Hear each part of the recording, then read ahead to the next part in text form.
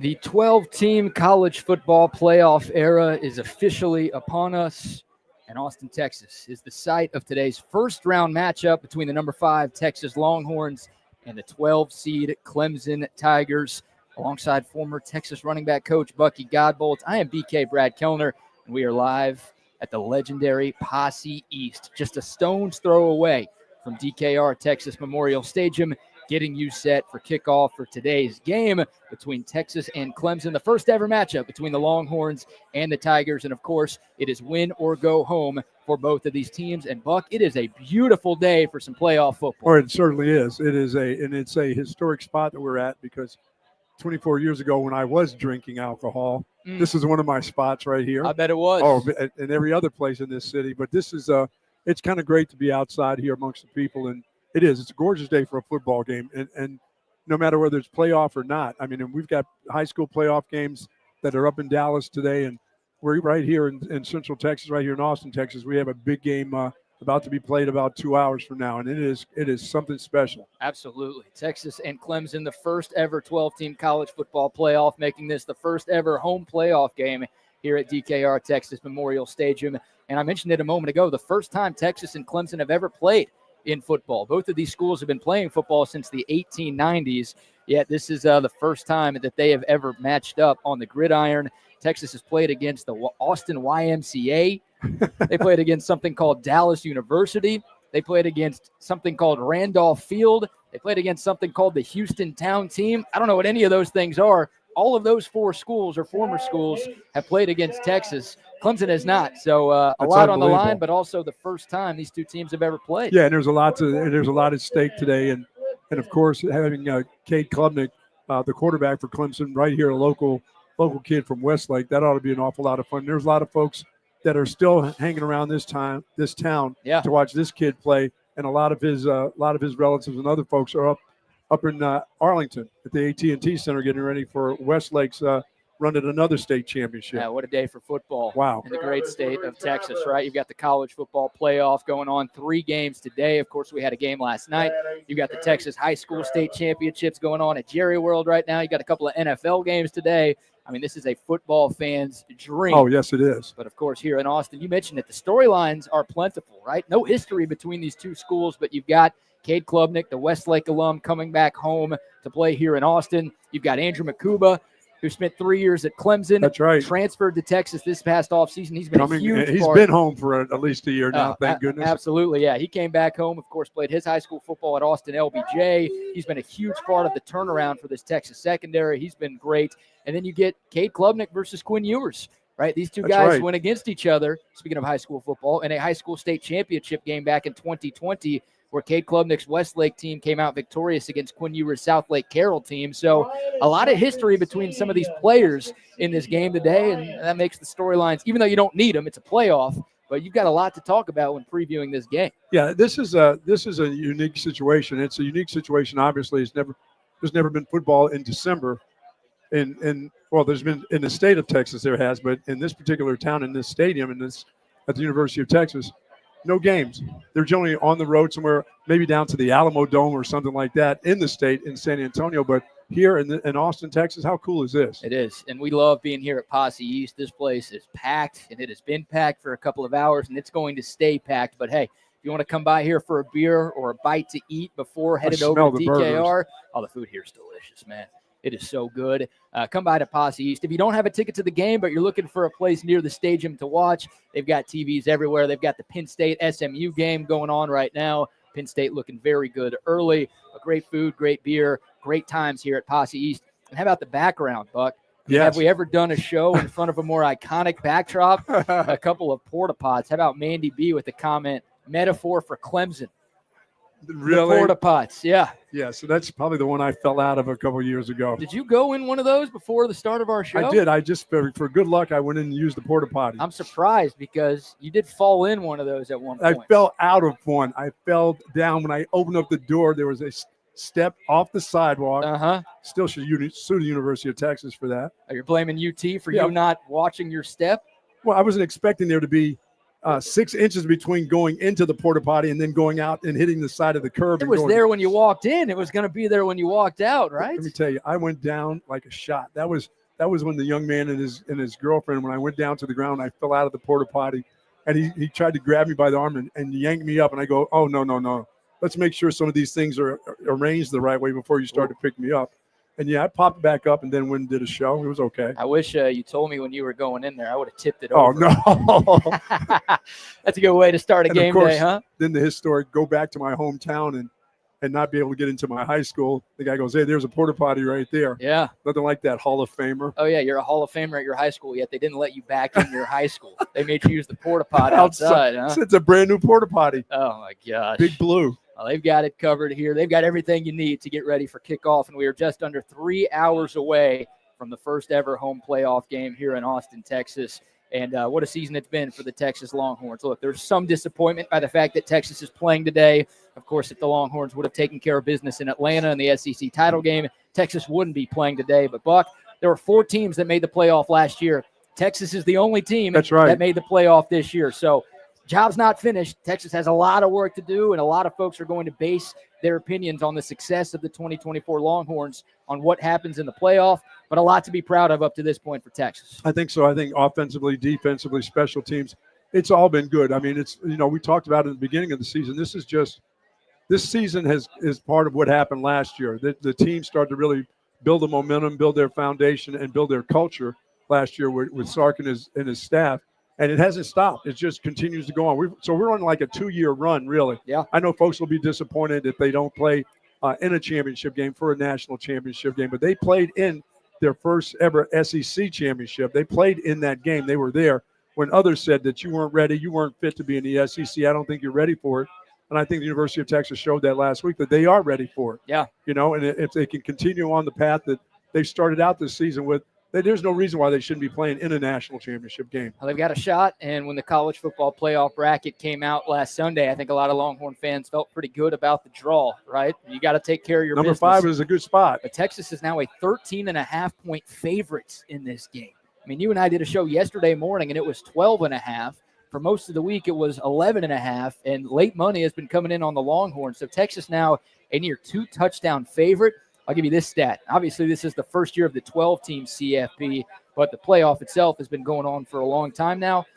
A double-digit underdog has never won in the CFP. They are 0-8 all time. So history on Texas' side here. Yeah, well, and yeah, I don't expect anything but Texas to win this football game. I thought that, when they got the draw, I thought this was a great draw for Texas to play a Clemson team that is a good football team. They play in the ACC, but there's not a lot of depth on that football team. And Texas has plenty of depth. And playing in your home stadium, yeah, it's like senior day all over again. It's not a bad prize, right? No. I mean, look, if you're not going to get the first round bye, the fact that you get to host a home playoff game, and there's been a lot of rumblings about what might happen inside the stadium today, it's going to be treated like a home playoff game. I think Clemson might get an intro video when they run on the field for the first time, but all the music, all the cheers, the band, everything else is going to be treated just like a regular season home game here in Austin. So that's the Longhorns' reward for making it to that SEC championship game. They get this game in their own backyard. Yeah, I as this grows, because we're not going backwards, we're not going to have less teams playing for championships in college football. Nope. As it grows for more, I think we'll see more and more home games for teams, and maybe 2 home games, which I like it. I think if you're in the right atmosphere, not Penn State. It's too cold up there. It's too cold, dude. Yeah, it's too cold. I have my friends up there who have not even gone into the stadium yet. But they're tailgating? Yeah, they're still hanging out, watching their TVs in the parking lot because it's so cold. They know the game started an hour ago, right? Yeah, they understand, believe me. But they live in that misery, so they're used to it. But like you said, we're very fortunate to be here in Austin. It is a gorgeous day for football. This would be a gorgeous August for us. Oh, my gosh. I'd love for that. Yeah, that's the thing. You look at the other 3 host sites for the first round of the playoff, and everyone was watching the Notre Dame-Indiana game last night. Oh, that looked cold there. Snowy, cold conditions here. We have an SMU fan in the building today, not enjoying what he's seeing. He's walking out, it looks like. But obviously at Penn State, snow all over the place in State College. And then tonight in Columbus, you're going to get cold and wind and maybe some snow in that game. Here in Austin, we're getting low to mid-60s at kickoff. The sun is out.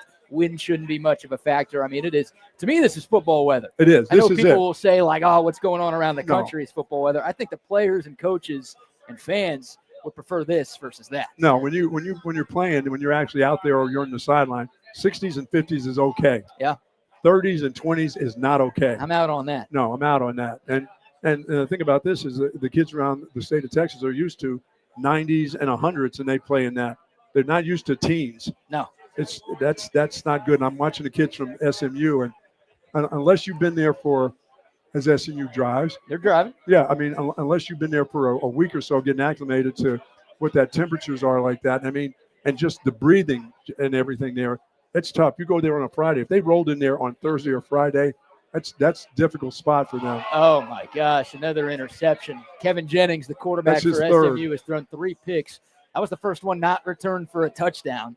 So that's the good news for SMU, but they were about to punch it into the end zone and instead batted ball. Yeah, and I think that's that kid's second interception right there. One went to the house. By the way, quick shout out to our title sponsors. Want to give some love to Covert Bee Cave and 34 Wine and Spirits. Of course, they present every single Texas Sports Unfiltered pregame show that we've had all season long, and we hope to have 3 more after today. But much love to our title sponsors. Also, shout out to our friends at Waterloo Printing and Graphics. We've got some koozies. Our intern Brock is walking around passing out some TSU koozies. Flag them down if you want one. We've got a couple of things to give away as well. Nice. We've got some Moonshine gift cards and a Via 313 pizza card for the people today. So everybody likes pizza, especially Via. Absolutely. So some folks are going to leave here with some prizes, and these are gifts you can take inside the stadium. We're not making you go back home or go back to your car. You can take these with you. So thanks to all of our sponsors. And once again, thanks to Posse East for having us out today. All right, Buck, Texas and Clemson. Diving into this game, taking a look at what Clemson has done to this point in the season. They've been here a lot. This is Dabo Swinney's 7th trip to the college football playoff. I almost forgot how dominant Clemson was in a 5-year stretch. Buck, they played in 4 championships in a 5-year period. They went 2-2. They won titles. Beat Alabama one time. I mean, this is a really good program under Dabo Swinney. He's one of the best coaches of this generation. He's the winningest coach in ACC history, 9 conference titles. Mentioned he's been to the college football playoff 7 times. He's won double-digit games in 13 of the last 14 years. This guy's experienced, and even though Clemson's the underdog in this game, there's not really a whole lot Dabo Swinney hasn't seen. Yeah, I mean, he and his staff have seen just a little bit of everything, BK, and you're right about that.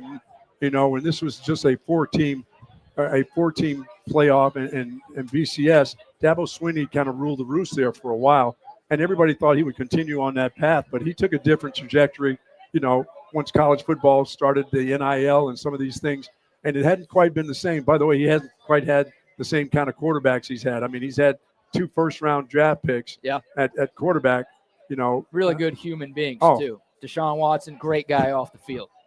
Nothing to see there. Yeah, well, he's had good for his college days. He's had some pretty good quarterbacks. Oh, on the field. Yeah, on the field, he's had some pretty good quarterbacks and been very fortunate to have those guys at quarterback. Yeah, absolutely. And look, Cade Klubnik's been really good this season. Yes, he has. Been one of the most efficient quarterbacks in the country. But yeah, Clemson hasn't really played the NIL game or the transfer portal game like Texas has, and like a lot of schools have. And that's another one of these differences between these matchups. And to me, it's another storyline. Like, look, Clemson is starting to use that stuff a little more. Clemson has actually picked up 2 players from the portal this week when last offseason they got nobody. Right. They were the only team outside of the military academies to not add a single transfer. They're finally dipping their toes in that water. But for the last couple of years, I don't know if there's a program in America that has utilized NIL in the transfer portal as well as Texas has.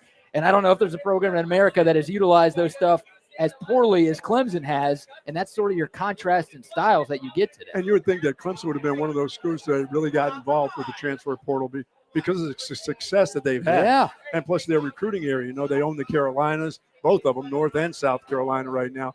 At that time, they really owned a lot of Georgia and those areas too. But Dabo would refuse to play that game. And I mean, and now they're back. Yeah, and I think that's what makes this Clemson season even more impressive, right? The fact that Dabo Swinney keeps finding ways to win, despite the fact that he's not doing the stuff that everybody else is doing to build their rosters. Just goes to show you how great of a coach this guy is. No doubt about it. I mean, and on the defensive front, I mean, he's had unbelievable defenses. You know, we talk about the quarterback play, but that guy's had some defensive linemen that have been just outstanding. Yeah. You know, NFL guys. I mean, tons of NFL players coming from Clemson over the last 10 years. You don't compete for national championships unless you have talent, and Clemson had that. They don't have as much of it this year as they've had in the last decade, but it's still a talented team that won a Power 4 conference. They beat an SMU team that went unbeaten in ACC play during the regular season in that ACC championship game. Clemson, a 10-win team this season. They have played against a couple of other SEC teams. 2 of their 3 losses came against the SEC. They got boat raced by Georgia way back on August 31st. Yeah, we understand that. What are you talking about? Yeah. I don't know about that. What are you saying? A lot of people get beat by Georgia. Yeah, I tried to remove those 2 games from my mind, especially the game here in Austin back in October. But, Clemson lost to Georgia 34-3 back in week 1 in Atlanta. They also lost to South Carolina in a rivalry game that happened at the final game of the regular season. So Clemson 0-2 against the SEC.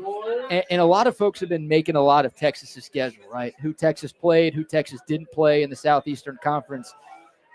The SEC is a lot better than the ACC. Yes.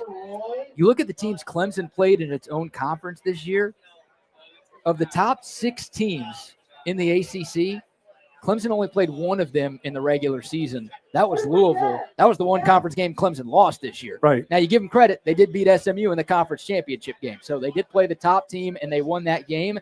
But in the regular season, Clemson kind of benefited from playing the bottom half of the ACC.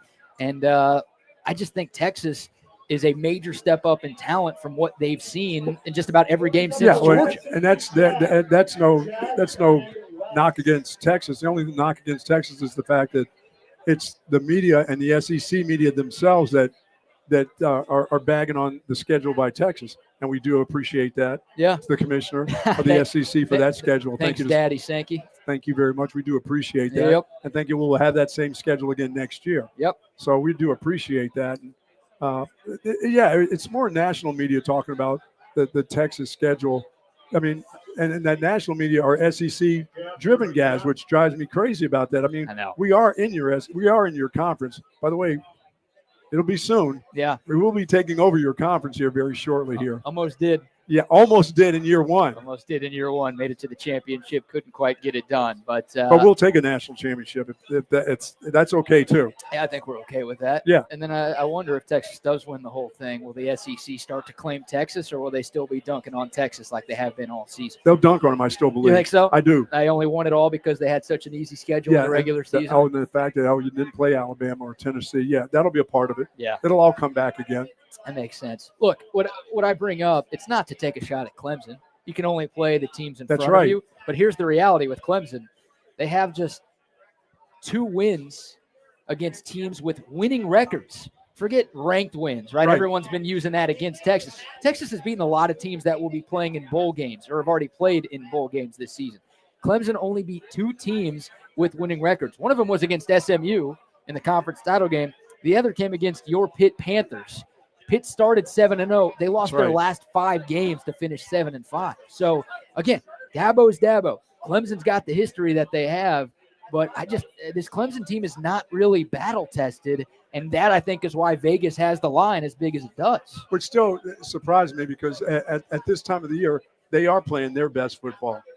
They truly are. And, I mean, for Texas, are they playing their best football? They're playing their best football on defense. They've been doing that from the get. Yeah, they have. That hasn't changed.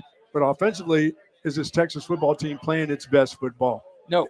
I'll answer that for you. Okay. No. Yeah, and that's scary for me because the defense for Clemson, maybe not deep, but the up front guys, the front 7 are pretty good. And if Texas isn't playing the best they can play in the playoffs right now, that's going to be a problem today, I believe. That's a big question for Texas going into this game, right? Can the offense figure it out? Because this defense, I mean, Kirk Herbstreit on College Game Day this morning called Texas the best defense in the country. Well, I'm seeing that a lot now. All of a sudden, now that we're getting into playoff, once the talking heads start getting going now it is all about Texas. No, it's not Georgia that's the best defense. You know, it's not Notre Dame. It's Texas that has the best defense in the country. Yeah. Now, offensively, they're not saying a bunch about anything else or special teams or the kicking game or anything else with this team. They either talk about the defense or they talk about Sark. Yeah. And when is the backup quarterback going to play? That's course. the other one. That's the other thing that you hear them talking an awful lot about. But defensively, it's all about Texas right now, all over the country, how well they play. And they've been playing well all year. Yeah, Texas, number 2 in the country in total defense, number 2 in the country in scoring defense, yes. number 1 in the country in pass defense. They're top 15 against the run. I mean, it really, whatever metric you look at, Texas also number 2 in takeaways this season. So whatever stat, and obviously the eye test backs it up as well. Yes. This is the most complete defense in college football. And I think we're all pretty confident that the Texas defense is going to show up. Now, I will say, Cade Klubnik is the best quarterback that Texas has seen this year. Now, Texas has passed every test. They've seen some dual-threat quarterbacks. They've been able to contain all of them to this point in the year. But you look at the 12 to 13 QBs that Texas has played this year, I don't think any of them have been as good as Cade Klubnik has been this season. No, I don't think so either. And experience, a guy who's got an awful lot of experience, that's the one thing. And not only a dual-threat quarterback, but a quarterback that really plays well in the pocket. He can run, but he doesn't want to run. He really would like to throw down. He's got some young receivers. He likes to stay in the pocket. And I think he's pretty smooth in the pocket. You're going to have to – this will be a day that he can't get in rhythm. You can't let him. And I don't think this defense will let him get in rhythm because he's good in the pocket. He moves sideways to sideways a little bit better than most that we've seen this year at the quarterback position. He may – as you said, he is the best one that we've seen so far this year. Let's hear from Steve Sarkisian. He was asked about defending Cade Klubnik earlier this week. Here's the head coach. Yeah, I mean, first of all, he's got weapons. He's got real weapons around him. The Antonio Williams kid, the Wesco kid, the tight end. I mean, they spread the ball around. They've got a real running game with Maffa. So it's not all on Cade. I think that they've got weapons around him. They've got a really good running game. But yet they've got scheme that allows the quarterback run game to become a factor. You're starting to worry about this receiver over here, this tight end over here, the running back who's a 1,000-yard rusher here, and next thing you know, it's a quarterback direct run that can catch you off guard. And so you've got to really be disciplined in this game. And he and his grit. As we know, one of Cade's best strengths is his grit, his toughness. He's a tough kid. He's a tough-minded kid, and so it's not. It's one that's going to be challenging schematically, but also we're going to have to play well. We're going to have to play physical. We're going to have to get him on the ground because he's not just going to run and slide. You're going to have to get him on the ground. Yeah, he's a big kid. He's not when you're 5'9". He's not. This isn't Doug Flutie that's running around getting ready to slide. This kid will go bone on bone with you. 6'2", 210 pounds, and he likes to show his toughness. I mean, he wants to show that he's a pretty good athlete, not just that quarterback that sits back in the pocket, throws the ball down the field, runs out of bounds or slides. He's going to fight for every inch on that field, and he'll do that today at home. You got to make him pay. Yes, and you have to make him pay. Right? I mean, look, if Cade Klubnik's going to run and he's not going to give himself up or go out of bounds, then you got to make him feel some pain. Yeah, and this is the defense that'll make him pay. This isn't the ACC. This is some guys that'll hit you in the secondary, from the linebacker area. I mean, everybody on this defense comes across to me as a pretty good hitter. There's not a lot of guys on this defense that shy away from contact. And I'm not talking about just the first couple guys. The two deep's pretty good too. Yeah, and not a lot of missed tackles for this Texas defense this season. That can't be something that shows up today because Cade Klubnik's got the ability. They're going to test him. Yeah, they will. They absolutely will. But Klubnik's stats this year, how about 33 touchdown passes to just 5 interceptions, completing 64% of his throws. Takes care of that football. Also, if you take out the sack yardage, averaging 6.8 yards per carry on the ground, one of 3 players in America with more than 40 touchdowns. So 33 passing, also had 7 rushing. One of 3 players with 40-plus touchdowns. One of the other guys was Cam Ward, who won the Davey O'Brien Award as the top quarterback in America. That's the type of year Cade Klubnik's been having. I was talking to some Clemson fans who were here earlier today. They smelled weird. They looked weird. I didn't like them very much. Didn't like the orange either. But I was telling them, I feel like everyone watched that Georgia game, right? Because that was one of the biggest games in week 1. Sure. Neutral site, top 15 matchup, 2 big brands, whatever. And Cade Klubnik played horrible. And Clemson played horrible. They lost 34-3. And I think a lot of people were like, same old Cade Klubnik. Clemson's not any good. Right. We don't have to worry about them. We don't have to watch them anymore this season. Since that game, I mean, we talked to a couple of Clemson experts this week.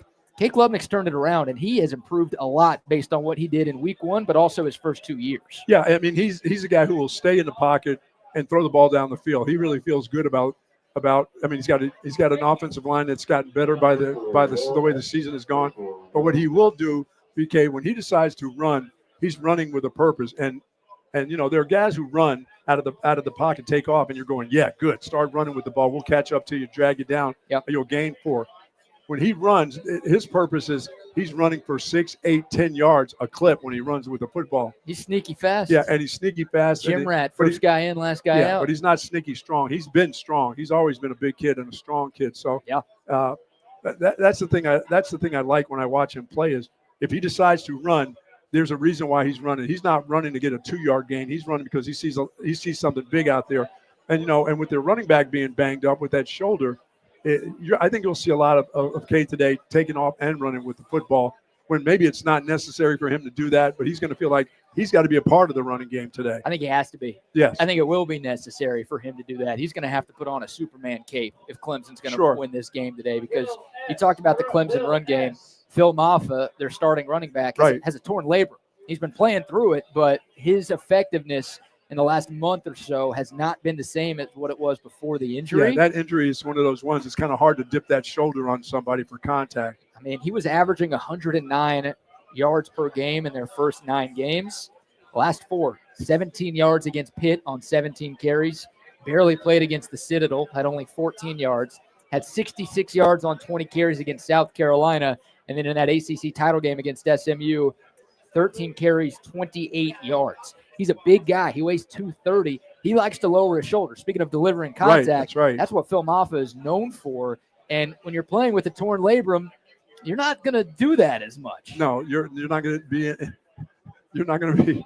You're not going to be dipping that shoulder on guys. You don't want to. No, you don't want that pain. No, you don't want that pain. Is right. And that pain's not going away till he has surgery. Yeah, and he's not. He's going to play today, right? Dabo Swinney all week long. He's been practicing. I don't think they've been. He just hasn't been that effective. But he just hasn't been that effective. And then Clemson's backup running back, a freshman by the name of Jay Haynes, who was playing pretty well, and his role was starting to increase down the stretch. He tore his ACL in that ACC title game. So he's not playing today. So it's not a lot of experience beyond Phil Maffa. And Texas is one of the best run defenses in America. So it's like I expect Texas to do a pretty good job containing the true running back run game. It's making sure you do what you did against Marcel Reed at A&M. You do what you did against Michael Hawkins Jr. against Oklahoma. You do what you did against the other dual threat quarterbacks you've seen. Contain them.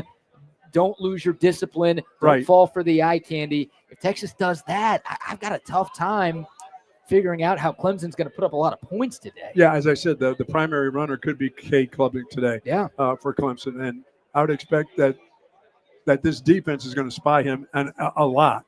I know you want to draw back in coverage, but you trust right now. How about this? You trust in this Texas secondary that you don't have to drop a bunch of guys in the coverage. That you can play some really good base defense. You can even play some man-to-man and not worry about what's going to happen in your secondary right now. Yeah. This is not like last year where you were horrified that the guys are back there alone. But now I think if you have to pay attention to a guy who can run with the football, who's going to run with the ball today, I think you're better suited to worry about him than worry about what's going to happen as wide receiver. I kind of hope Cade Klubnik is Clemson's leading rusher today, and I hope it's not a high number, right? I hope there's a couple of sacks in there. That's like 60 yards. Give me like 30 or 40. Yeah. I don't even want 60. Give me 30 or 40, and the Longhorns are going to win, and they'll probably win going away. Well, since we're talking about the Texas defense, we'll go a little bit out of order today, and we'll start with our defensive player of the game predictions, brought to you by our great friends at Kenfield Golf Cars. We'll tell you more about them here in a moment. But, Buck, as always, you've got the honors. Who is your defensive buddy. player I'm going to of have the to game? go Andrew Makuba. Why wouldn't I? Why wouldn't you? Why wouldn't I do that? I would have to say the local kid who went to Clemson back home playing against his old mates. I would think he would want to show out. I thought he showed out, as a matter of fact, against Georgia. That guy almost decapitated the quarterback. I mean, I swear that was one of those hits where when the helmet comes off, BK, I'm wondering if the head is still in the helmet. And I thought that was the case a couple of weeks ago. You look at that still shot of Gunnar Stockton after taking that hit near the goal line. It looks bad. I mean, his eyes are like flipped way back. It was ugly. I'm glad he got up.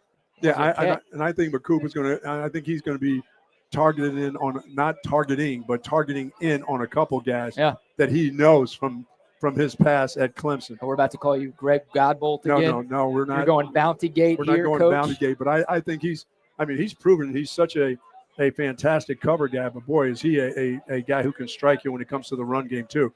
And as well as all of them in the secondary, but I'm going to pick him to be the MVP. I like that pick. I like that. Yeah, I think he's the guy today. And we talked to edge rusher Ethan Burke earlier Yes. this week, and we asked him, like, hey, is Andrew Makuba taking more of a role in practice this week? Is he helping you guys out with the game plan? And he's like, oh, yeah, he's been very helpful. And he knows everybody on that team. He knows the schemes. He knows what they're all about. So that's an advantage for Texas, right? Having a guy who was there for the last 3 years, same coach, same offensive and defensive coordinators. Andrew Makuba, you think he's going to be on a mission today? I do. Going up against his old team, and also it helps out Texas that he kind of knows the lay of the land with this Tigers football team. I'm going to go with Vernon Broughton. I'm going to go with the defensive tackle. It's a good call. Vernon Broughton's had a great season. It's been a big money-making season for him. And I go back to that game at Texas A&M. He was magnificent. And that guy was all over the field against the Aggies. I think the Texas D-line has to be really good to contain Phil Maffa in that Clemson run game today. Sure. You know they're going to try to run. Everybody does. You have to. This is number one secondary in the country, right? Yeah. I mean, the Texas run defense is top 15 in the country, but they're not top 1 in the country like they are against the pass. So you got to try to run the football. We've watched this for 2 years. Teams say, we're going to prove to Texas that we can run on them. And they start out, and it just doesn't happen. But they continue to pound their head against the wall in the run game. I like to see a lot of that. Go ahead, just pound your head against that wall all day long. Yeah, unless your last name is ETN, it's not working very well. That's true. So, I think Vernon Broughton's going to be a big part of Texas slowing down that Clemson ground game. Broughton's had a fantastic year. Probably his last home game at DKR Texas Memorial Stadium, although we'd love for him to come back because he can come back. But that guy has been fantastic for this D-line. And he deserves a lot of credit. Senior day all over again, huh? Senior day part 2 for a lot of these guys. So, a little disappointed that we're here, but once again, a nice consolation prize. I love it. Getting a home playoff game one more time in front of this great fan base. All right, the defensive player of the game prediction brought to you by our great friends at Kenfield. Going to see a lot of those golf cars around here. I was going to say, I'm looking around, see if we see any right now. Kenfield golf cars, they're all around DKR on Texas game day. And they can be all around your neighborhood as well. If you're in the market for a new or pre-owned golf cart, reach out to our friends at Kenfield Golf Cars. They were founded back in 1979. They've got an unparalleled selection of different golf carts available in new or used. They want to turn your golf cart ideas into reality. Nobody does it better than Kenfield Golf Cars. Check out their website, KenfieldGolfCars.com, for more information, or give them a call, 512-258-8515. All right, Buck, flipping over to the Texas offense. The defense is fun to talk about because they're one of the best in the country. The offense, you asked if they were playing their best football going into this time of the year. They're not. And since that Florida game where Texas scored 49 and had 42 5 minutes into the third quarter, the Longhorns have scored more than 20 just one time in the last 4 games. So, good news is that this defense has only given up 12.5. It's why Texas is 3-1 in the last 4 games. But bad news is, you're flirting with disaster if you can't even crack 20 points. Yeah, well, you've got a problem if you're going to try to get to a national championship game, or if you're just even in a playoff game, because the competition has ratcheted up a whole lot now, and this offense has struggled in a lot of different ways. Well, with the exception of Georgia, the last couple months or so, they haven't really struggled as much in the run game as we think. But you have to be able to run the ball against really tough, front sevens, and you'll face one today. And this is where they got to get back to what they've done, when we saw them play against Kentucky, when we saw them play against Texas A&M. They have to be able to run the ball, and they have to be able to run the ball with efficiency on first down. Yeah. These 2-yard runs, Sarga's not backing that up with another 2-yard run. He's going to throw the ball. And he may be throwing it on first down. Yeah, so the Texas run game, like you said, was really hot going into the SEC title game, and it just didn't show up against Georgia. Just 1.1 yards per carry in that game. But going into the second time against that group. Yeah, no kidding. 1.1 yards to carry in both matchups against Georgia. But you're right. I mean, in the regular season, the month of November, the Texas ground game was fantastic. More than 200 rushing yards in 3 of the last 4 games. Well, I'll just say this. If that's the group that's going to stymie you every time you play against them, Georgia, well, there's nobody like Georgia's defense. Texas hasn't played anybody like it. No. Texas A&M defense was not like that. As much as we liked Kentucky and they talk about Florida now, none of them equal what we saw against Georgia both times. Right. So, I mean, you're playing against the very best. Now, you may have to face them for a third time. Somebody please beat that group before that time comes. But that'd be nice. But I'll just say this: you're not going to this group that they'll see today at Clemson. formidable, but not like that. Not Right. like that at all. So you got to get back to running the ball. Your offensive line has to be aggressive. They have to push the pile the other way instead of having stalemates for your running backs. And I'm looking for at least 150 yards of rushing today. I like that number. Yeah, 150 is good. I think if Texas gets there, they're going to win today. Sure. No problem. And, Clemson's rush defense, not been great. You look at Clemson's overall defensive numbers, once again, comparing this year's Clemson team to the national championship teams that the Tigers had. The defense was so good. They had so many NFL players. Yes, they did. Especially up front. Big guys that could run. And this year, you don't quite have that. They're 56th in the country in total defense. They're 69th, not very nice. And even in their own conference, they're like 14, aren't they? Yeah, and then against the run, they're 14th in the ACC. They gave up 240-plus to the Citadel a few weeks ago. And South Carolina was able to run all over them. Even SMU, even though they lost that game, they had some success running the football against Clemson. So, we brought up this stat a couple of times this week. I think it's worth repeating. Under Steve Sarkisian, Texas is 34-3 when winning the rushing battle. So if you're looking for one stat, like if this goes the Longhorns' way today, are they going to win? That's kind of the stat right there. If Texas can run the football and they can stop Clemson's ground game, then I think we'll all be booking trips to Atlanta for New Year's. There's no doubt about that. As I said, and looking so far, every time I've said rush for 150, they end up with 250. So, okay, if they can end up with 250, this should be a breeze. This should be a couple score a win for the University of Texas. There's no doubt about that. But they'll have to run the ball. But I think that first down run will be important because they'll keep the head coach's mind into, okay, we can do it again on second down. Yeah. Like I said, if you rush for a 1 point whatever or 2 point something, he's apt to start throwing the ball to the next two downs. You're right. And Steve Sarkisian was asked earlier this week, what's wrong with the offense, right? Like, he was pretty blunt about it because, once again, this offense has been more down than up over the last month or so. Here was Sark earlier this week. I think the biggest thing for us offensively that stands out is, one, the turnovers have been a problem. And that doesn't mean we can't fix it, but that's been an issue. And it's not been one guy or two guys, but it's just been a little bit of a rash. Each year you have your issues, and so we spend more time. I always say, you guys heard me say it numerous times, you get what you emphasize. And so we've been hammering home the football here for the past few weeks, and we've seen some benefits of that. We've seen some times where it hasn't been so good, but we're going to need to take care of the ball better if we're going to try to make a run in these playoffs than we have, and we're going to need to have a balanced offensive attack. That's when we're at our best. And I'm not saying we got to throw for 300 and rush for 200 every game, but we've got to make sure that we have balance so that our opponents have to defend all of our offense. When we become one-dimensional, like any offense, you're just easier to defend. Like, we strive to make offenses one-dimensional. That's what we're trying to do every week. But we have to ensure that we keep and maintain our balance and that the ball is getting spread to our playmakers so that they go make their plays. Yeah, I think he feels really confident when they run the ball well. I think that's when this team has got the rhythm that they need, to get into the 30s and 40s.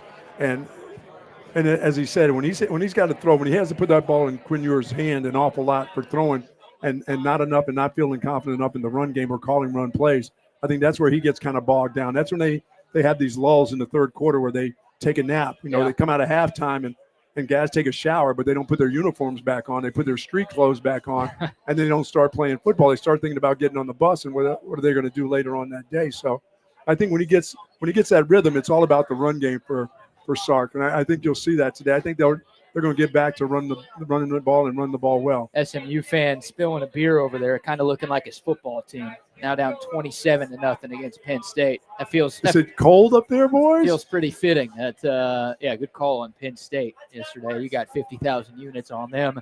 My cousin's got about $50,000 on them. Yeah, that's cold. It's cold. It's cold up there. Yeah, it's if you're not, once again, we're so fortunate to have the weather that we have here for this football game. If you're there and it's 26 degrees, dude, it's horrible. And you're not used to it, and you've been up in Dallas, Fort Worth, having a good old time, 65, 70 degrees in December, that's a real winter. A little different. Yeah, it's different. Yeah, a little different. All right, we'll give a scoreboard update here while we and for the folks that watch games and are fans out there and talk about, no, once you're in your uniform, you can play, it'll be just fine. No, it's not. I'm looking at these kids from SMU. They can't wait to get on that heated bench and sit there, put their hands on that bench, put their hands in their little mittens on. It stinks. I think if you gave truth serum to the SMU roster, like 90% of them would say, can we just simulate to the end of this game? We know we're going to lose. Can we just get out of here? When can we get back on that plane? Yeah, we don't need to be here anymore. This one's over. 28 to nothing. The poor now. quarterback is throwing nothing but picks. He's got more completions to the other guys than he has for his team. There's a theme going on here. Now, there's only been 1.5 playoff games, but the home teams, the favorites, looking very, very good. I love the favorites. Yeah, you did this week. I mean, last night, Notre Dame, 27-17 over Indiana. The game was not that close. No, it wasn't. I mean, it was 27-3 with 4 minutes left. Indiana scored a couple of garbage time. Yeah, Notre Dame kind of lost interest, and I know their coach was mad after the game. Yeah, he was You could see him on the sideline, and you could see him talking to his other coaches, and he was not excited about the way they finished that game last night. The onside kick where the guy nobody hit the guy. He came right through and grabbed it. He was getting a little worried about having another onside, that second onside kick where nobody hit the guy again. The ball just floated he wasn't happy by the way the game ended. Well, he was worried about Notre Dame -7 and another score. He wasn't worried about that. Yeah, he was worried about that. You're telling me the coaches aren't betting on these games? Come on, man. They don't. They got their NIL deal with the president of the university. Pete Rose died this year. You got to pay homage to Pete by betting on your own team. That's the rules. That was a mess last night, but it wasn't as close as it looked. No, not at all. I mean, if you watch the game, it was one-sided. In this game in Happy Valley, it's 28 to nothing. Penn State over SMU in the final minute of the second quarter. So, look, if you're a Texas fan, once again, you hope this trend continues where the home teams are taking care of business and making it look easy. But, Alabama fans and South Carolina fans who feel like their teams were robbed of a spot in the playoff, they're not happy with what some of the lower-seeded teams are doing today. No. Let me just say this. No, if you're from a warm weather area, it doesn't make a difference, BK, who you are when you go up there and play this game. Hey, Bama, maybe don't lose to Oklahoma. Yes. And you would be in this game instead of Penn State instead of SMU right now. And you'd be losing to Penn State, too, in that cold. Yeah, you're probably right. So our scoreboard update's brought to you by our great friends at Moonshine Patio Bar and Grill. Oh, yeah. Obviously, only one college game going on right now. We'll give you an NFL score because we do have an NFL game going on right now. The Chiefs and the Texans playing in Kansas City. Early second quarter action up at Arrowhead. Chiefs 7, Texans 3.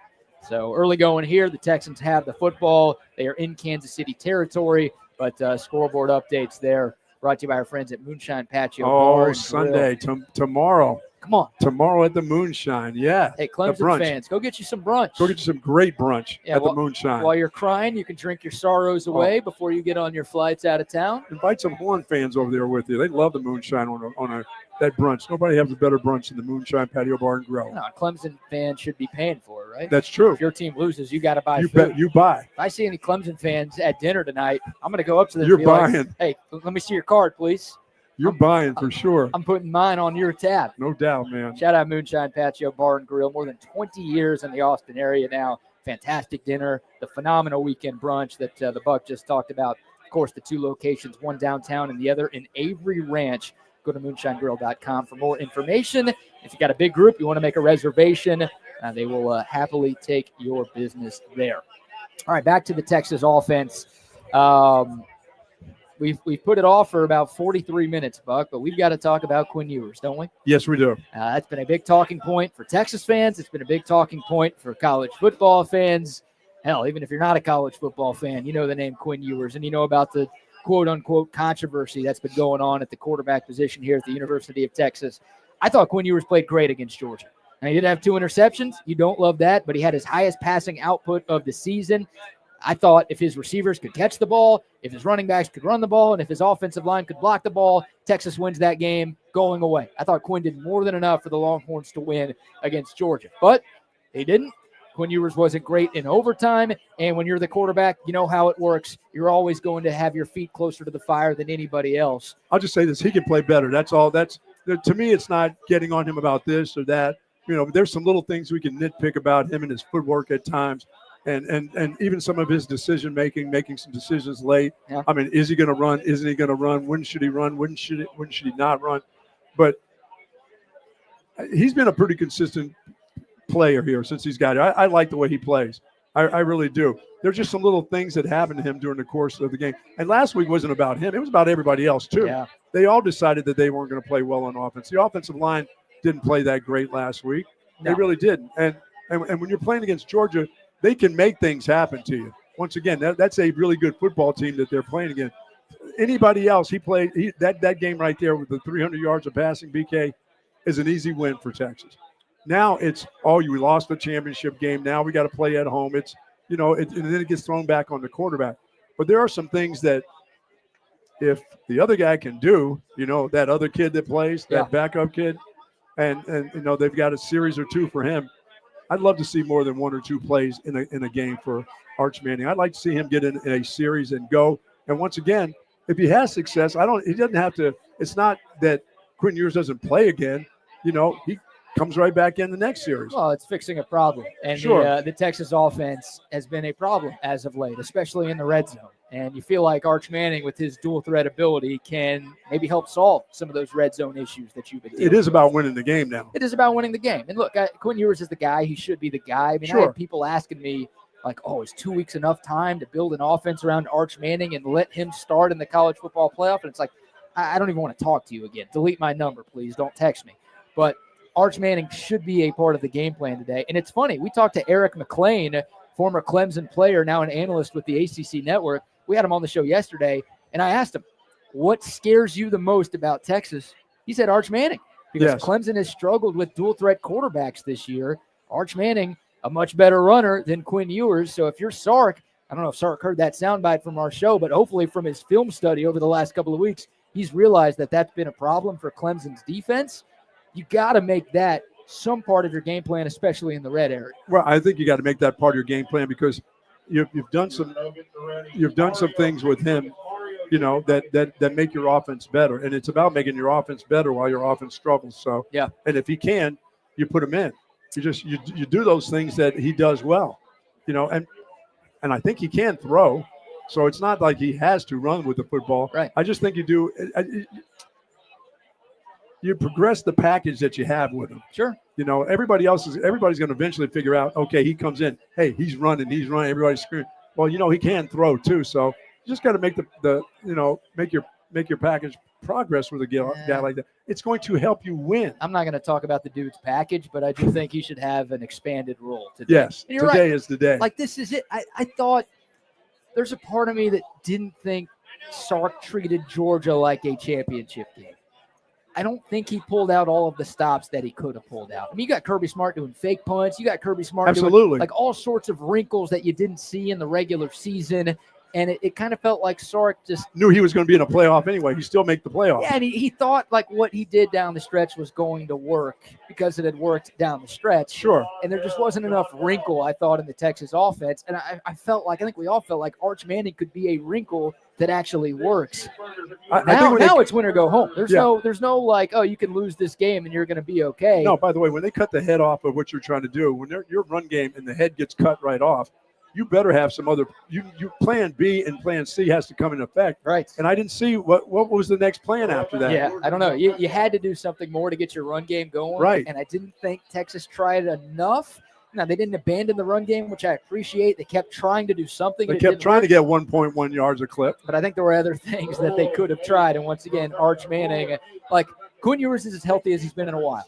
And I think the last time Quinn Ewers was healthy was the game against Florida, which was one of his best games of the season, one of the best games of Quinn Ewers' career. He's not wearing that ankle brace anymore. He should be able to move a little bit. But come on. I mean, 95 out of 100 times, if you're running a zone read, you're not going to fool the defense. Everyone knows Quinn Ewers is going to hand the ball off. He's not going to keep it. Arch Manning's in there. Like, that's a whole nother element to your offense, just the basic zone read to where everybody on defense has to respect the fact that Arch Manning might be able to keep the ball and run himself. And that's where in the red zone, in those short yardage situations, when the field's a lot smaller, that I think can really help this offense. I don't think anybody doubts the fact that Sark believes that Arch Manning can do a bunch of things. No. But when you watch, you're thinking, is he sure that he can do those things? It doesn't give you that feel. As you said last week, that championship game didn't seem like you brought out all the guns in that. You had things that you left behind, you left on the table and you shouldn't have. That was for a championship. That was for an SEC championship. Yeah. And when the kid comes and you snap it between his legs and it works, and then he carries the ball and it works, I'm thinking there's got to be some other things that can work too, right? They tried too late. I mean, the only carry Arch Manning got was in overtime. Right. So they went a full 4 quarters. Arch Manning had one snap. You're right. They snapped it between his legs on a 4th down. So Worked. It was great. It worked. Anybody could have been on the field for that, but it worked. Like, both plays were successful plays, and I'd like to see a little bit more of that today. Now, I think I'm going to venture that so ever since he's done these little runs when he's come to the game, I said you're going to see more of Arch Manning in these games. Yeah. And it's not happened. He's gone in, come out. I know. Gone in, come out. I got to believe today against Clemson, a Clemson team, like I said, that doesn't have a lot of depth, that has struggled against the run, that you will see him in the games. And then I don't think you'll see him in just for running the ball. I think he'll have a series or two where he comes in, because you got to make sure that he's still ready. You're saying full series. Yeah, I'm saying full series. Wow. Okay. This is his series. I'm not saying that, and it's not when you're down by a bunch, and it's not when you're up by a bunch. It's just when, 3rd series. Okay, go ahead in there. Let's go. Yeah, I could see him maybe getting a set of downs. Sure. I don't know about a full series, but I would like to see Arch Manning have close to 10 snaps today. Yeah, and this passing game has to get back to where it's been too. I mean, yeah, they're missing it. There's a speed factor that's been seemingly missing lately with this offense now. Now the intermediate passes, the 12, 14-yard passes, they've been doing that well. They're throwing, guys have been open, they're catching and running the ball. But the speed factor down the middle of the field hasn't been there lately. Yeah, based on ESPN's coverage this morning, doesn't sound like Isaiah Bond's going to play. Now, Isaiah Bond was doing some event in Austin a couple of days ago, and he was asked if he was going to play, and he said, yeah, I'm going to play. So maybe Isaiah Bond is in uniform. Maybe he tries to play today. Nothing official yet from the University of Texas on his status, but that's a guy. You talk about speed. I mean, that guy's one of the fastest players in the country. So would love to have him out there, but even if he is, not sure he's going to be 100%. I need to be effective. I need him. If the ball comes to him, you got to catch the ball. You got to catch the ball. But yes. If he's not there, if you're Texas, you've got to find a way to still have the explosive pass as a part of your offense. And a little tougher without your biggest speed threat down the field, but you've got enough with Golden, with Bolden, with Ryan Wingo. Yeah, I believe Jaden Blue is one of those guys today that, these little swing screens that we haven't seen lately. Yep. Where he can get out on the perimeter and go. He's probably your fastest guy since Isaiah Bond's not. Yeah, right. He's got to be a part of your game plan, whether you send him those, down the sideline where he can really threaten that defense. I mean, because he is a threat. He's got that kind of speed. So yeah.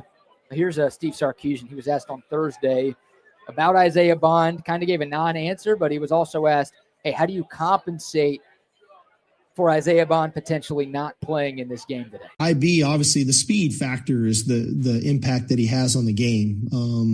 He's a guy that can catch a bubble screen and take it the distance, and you have to account for that. He's a guy that can catch a crossing route and create an explosive, get it in reverse, create an explosive, not to mention all the deep shots down the field. So you have to be aware of him and where he's at. And so we're obviously much more dynamic, when he's on the field, and when he's not, finding different ways to create some of those, to offset some of the things that we don't get when he's there.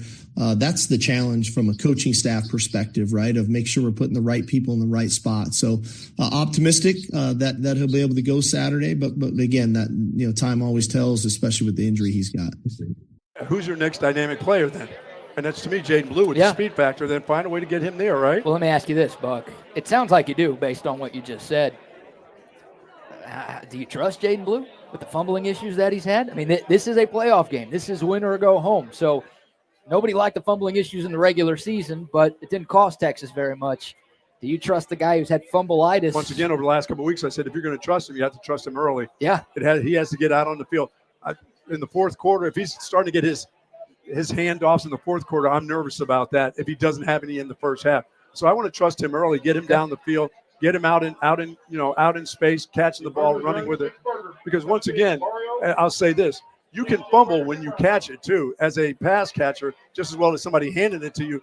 Fumbles are fumbles. Right. When they hit you, you fumble the ball. So I'm going to trust him early, and I'm going to trust him on some swing screens, get him out there in the open, whether he gets 7 or 8 yards not touched and runs out of bounds, that's fine. Thank you for the 8 and running out of bounds and keeping the ball. I'm putting you into Shard Choice's shoes. Now, you're infamous for saying that you didn't have running backs with fumbling problems. No. Oh, because they didn't play. Let's say you're Tashard Choice today, and you're the guy in charge of deciding how many carries each running back gets. Yeah, it's been a while. It's been a while for Jaden Blue. I mean, game-wise, where he's gotten 12, 13 carries. It's been a long, long time. Yeah. So I've got to trust in him that he understands about how important it is to take care of that football right now. Wisner's my guy, but Jaden Blue is my speed guy because I'm missing a speed guy at wide receiver. So he's got to get on the football field today, but it's got to be early. Like I said, if he doesn't carry the ball early in the football game, he's not the guy I hand it off to in the fourth quarter. All of a sudden, he hadn't had any carries, and I'm going to give it to him in some crucial situations. That's not going to happen. Jaden Blue, just 2 carries for 2 yards against Georgia. Yeah. Just 5 carries for 7 yards against Texas A&M. So he's not been getting the ball a whole lot. You understand why, but, Clemson's pretty close to A&M and Georgia from a talent standpoint. It's one of the best teams he played all season long. I wonder if those 2 games are a little telling with what type of role Jaden Blue has. Well, I'll just say this. With Wisner, to me, I mean, that his opportunity is there. If that guy wants to carry it 25 times today and is averaging 4 or 5 yards a clip, then okay, Jaden Blue, thanks for your speed, but I'm sorry, this is your real horse now. I mean, we've seen that now. Yeah. I'm a believer in that part of it. It's not that now you've got to show me that kid can carry the ball a bunch of times and he's ready for this level of football. He is. Yeah. So if he's up for the task today of 25 carries, and then they're going to rush for 175 yards, 200 yards, I'm fine with that. If Jaden Blue doesn't even touch the ball and that kid has the kind of game that we've seen him have, who cares? Yeah, Wisner's been rolling as of late. I mean, it's now, once again, it's win the game. But when you're missing a weapon, a speed weapon, and you've got the guy he's still on your team. Yeah. I'll trust him enough in the first half to find out what he's like. I think so, too. I'm with you. As critical as I've been of Jaden Blue all season long, I would like to see him make an impact because he can be a difference maker for this offense, right? He's unlike really anybody else that Texas has, especially if Isaiah Bond is not going to play. So hypothetical. Oh, sorry, Coach. We don't do hypotheticals here. Hypothetical. He's one of those kids that has another year. He talked about how he'd like to. This is a money year for him. Well, you're not making very much money sitting on the bench. No. But for me, he's a guy who, if he said to me, I'd like to come back and get better in the passing game coming out of the backfield, I would say you're welcome to come back.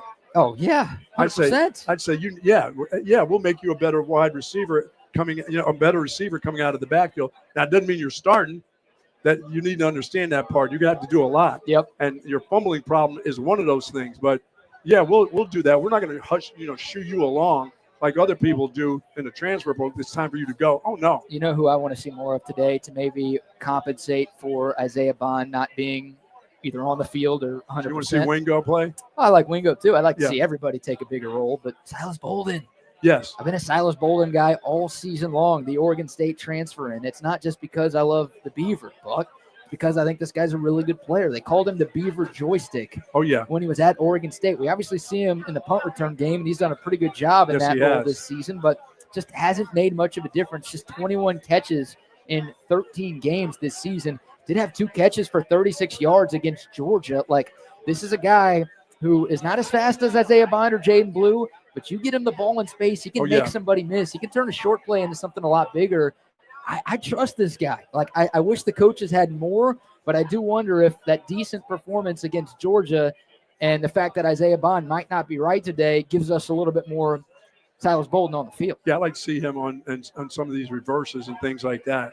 You don't have to quick screen him. You can just send him in motion, hand him the ball, and let him go out wide and go. Yeah. That's a part of loosening up this defense a little bit.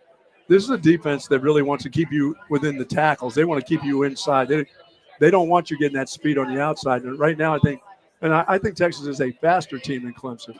And so I think the ability to get on the perimeter is going to be important for Texas to do. And I think he's one of those guys that can get out there on the perimeter. I do too. I'd like to see more of him. You've been talking about Ryan Wingo all season long, right? Wanting the true freshman to have a bigger role. Maybe it's his time to shine today. It could be. All right, let's give our offensive player of the game predictions right now. Brought to you by our great friends at Verde's Mexican Parrilla. I'll tell you more about them here in a bit. That place is fantastic.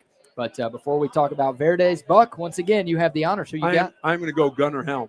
Whoa. Yeah, I have to. I mean, this is, once again, senior day all over again. I picked Andrew Makuba, a guy with a lot of experience, but I'm going to pick Gunnar Helm. Gunnar Helm has had a fantastic football season. Last week was the worst game that I've seen him play. 1 catch for 11 yards. Yeah, and he didn't block very well in the run game either. He just didn't play well last week. No. So you're going to have those. You're going to have at least one of those in a year and a half. And last week was his. And I expect him to get right back on the horse this week and have a fantastic game where Quinn Ewers makes him his primary guy numbers-wise. You know what I'm saying? Maybe not yardage-wise, but numbers-wise. I expect him to catch at least 8 balls today. I was going to ask for a stat line projection. About 8. 8 catches. You think he finds the end zone today? Yes. Okay. Yes, it's going to help him in the scoring zone, too. I think he's going to be big in the scoring zone. Oh, someone's getting yelled at here at Posse East. People aren't getting their food. Come get your food. I'm hungry. You order the food. You put your name down. You've got people are threatening to steal other people's food here. Now you're talking. Now that's a good bit. That's what we should get intern Brock to go do that. Get us some burgers, Brock. Oh, you're looking for Steve? Yeah, I'm Steve. That's me. I'm Steve. I placed the order. Heck yeah. I'll take that food. Come by and see us, by the way. We are at Posse East. This place is packed. I know behind us you're seeing a lovely lady in front of a couple of porta pots. She's much better for the backdrop than there you go. the Johns behind us. But this place is packed. They're serving beer. They've got an outdoor bartender here. They've got plenty of food, and they will happily take your business. Of course, if you're making your way to DKR, stop by here beforehand. If you're not, you need a place to watch the game. Come to Posse East. They've got the Penn State game on right now. They'll obviously have the Texas game on. They'll have the Ohio State-Tennessee game on tonight. So this is the place to be if you're looking for a spot to watch football. And it's a gorgeous day. It absolutely is. Take advantage of this outdoor patio space that they have here at Posse East. And you know, BK, for Gunnar Helm, this is an important day for him because he's a part of the run game too. You know, and as I said last week, it just didn't work out for him. I mean, Georgia had his number in the run game also. I mean, him individually on some of those guys at defensive ends against Georgia got manhandled last week. It was rough. It was a rough going from catching the ball and blocking. Like I said, I expect him to be right back at it today. I like that pick. 8 catches at least today. Give me 80 yards. I'm good with that. Okay. And a score. I'm going to go with Quintravion Wisner. There you go. That's my player of the game prediction. Big call. Not great against Georgia. Nobody was great against Georgia offensively. But the 2 games prior, A&M, Kentucky, Quintravion Wisner put the team on his back. It was a huge part of Texas winning both of those games. Averaged 169 yards a game in those 2. He found something towards the end of the year. This Texas team, we dominated the SEC game. Yeah, we lost. I agree. We should have won. We did. We didn't dominate on the ground, though. We didn't run it well enough against Georgia. I'm thinking Quintravion Wisner has a bounce-back performance today. I think he goes for 100-plus. I'm going to say 2 touchdowns on the ground for Quintravion Wisner today. I'd buy that. And he's a big part of why Texas wins this game and moves on to Arizona State. I think that's a good call. Thank you very much. That's the first time you've ever complimented me. Yeah, I said 85% of the time when it comes to offense and defensive players, you got to be able to pick the quarterback. Yep. And neither one of us has picked Quinn Ewers in this game for some reason. I don't know. This is a I guess without that big threat going down the field. I mean, this is a game where he needs a high percentage passing wise too. And he can't have tip balls that go the other way. I've called Quinn Ewers a box of chocolates all season long. So I feel pretty good about Quinn Ewers. Thank you. Like if you're asking me on a scale of 1 to 10, how confident am I that Quinn Ewers is going to have a great game? I'll say like 7.5. Will he have a pick? Yeah. Okay. That's like a 9 out of 10. I think Quinn Ewers turning the ball over against a defense that forces a ton of turnovers. But he will have one. Quinn can have an interception and still have a great game. Yes, he can. I thought he played great against Georgia when he had 2 turnovers. Now, you'd like to keep that number straight. You don't want a crooked number of interceptions or fumbles or whatever. But I feel pretty good about Quinn Ewers. But let's be honest. I think Trey Wisner is more reliable right now than Quinn Ewers at this point in the year. I would say yes. I think both guys have a good game. I think both guys are instrumental in Texas finding a W today. But I can only pick one, so I'll go with Trey/Quintravion, whatever I'm supposed to call him this week, Wisner. Yeah, I think that's a good pick. I really do, because that run game needs to get going again. After last week, I guarantee you they got right back to work. That was the main thing is, guys, we got to get back to running the football. Yeah. You don't run the ball the way you did against Kentucky Tech and Texas A&M and then come back. And even though it's Georgia, you don't show up to a championship game and run the football the way they did. No, and get totally destroyed. Can't happen. Our offensive player of the game predictions brought to you by Verde's Mexican Parrilla. Been there all week. I've been there 3 times this week. What'd you get this time? You know what? I like the tacos. You've been all over those tacos. I know. I'm telling you, I'm not just a taco for dinner guy. I was 2 tacos for dinner there. Of course, queso, chips, salsa. Their queso's good. And sweet tea. Sweet tea. Sweet tea. How I about was that? all over that. Love Verde's. Love it. Yeah, they've got one of the best pork chops Yes, in they all do. of Central Texas. If you've never been to Verde's, you are missing out. Located on Hamilton Pool Road, just off of Highway 71. Great out in the patio, too, this week. Oh, perfect. The outdoor patio with a ton of space. The kids can run around. You can enjoy your meal and drink your margaritas. They've got the indoor dining area as well. So if it gets a little chilly, you want to sit inside, they've got you covered there. We got a chance to hang out with Chef Cody there. He's ready to, he's doing the big cookout for us, right? Oh, yeah, still doing that. Yes. We're going to wait to give that away. I know we promised like the A&M game, but we need to wait. We're hoping Texas keeps You playing people have football. plenty to eat over the course of this next couple of weeks anyway. So shout out to Verde's. By the way, when you go and mention TSU, you're going to get a free app. So you want some free queso or something like that, it's on us. Go see Chef Cody and our great friends at Verde's Mexican Parrilla. They bring you our offensive player of the game predictions. Speaking of the offense, Buck, the Texas offensive line. It sounds like Kelvin Banks is going to play today, which is Very great news. interesting. Got hurt early against A&M. Now his backup, Trevor Gooseby, came in and did a fantastic Yes, job. he did. But, Kelvin Banks was missed against Georgia. I don't know how much of a difference he would have made because the whole offensive line struggled. Destroyed. It wasn't like Trevor Gooseby's fault. He wasn't worse than the other four guys next to him. I thought he held his own against the Dogs.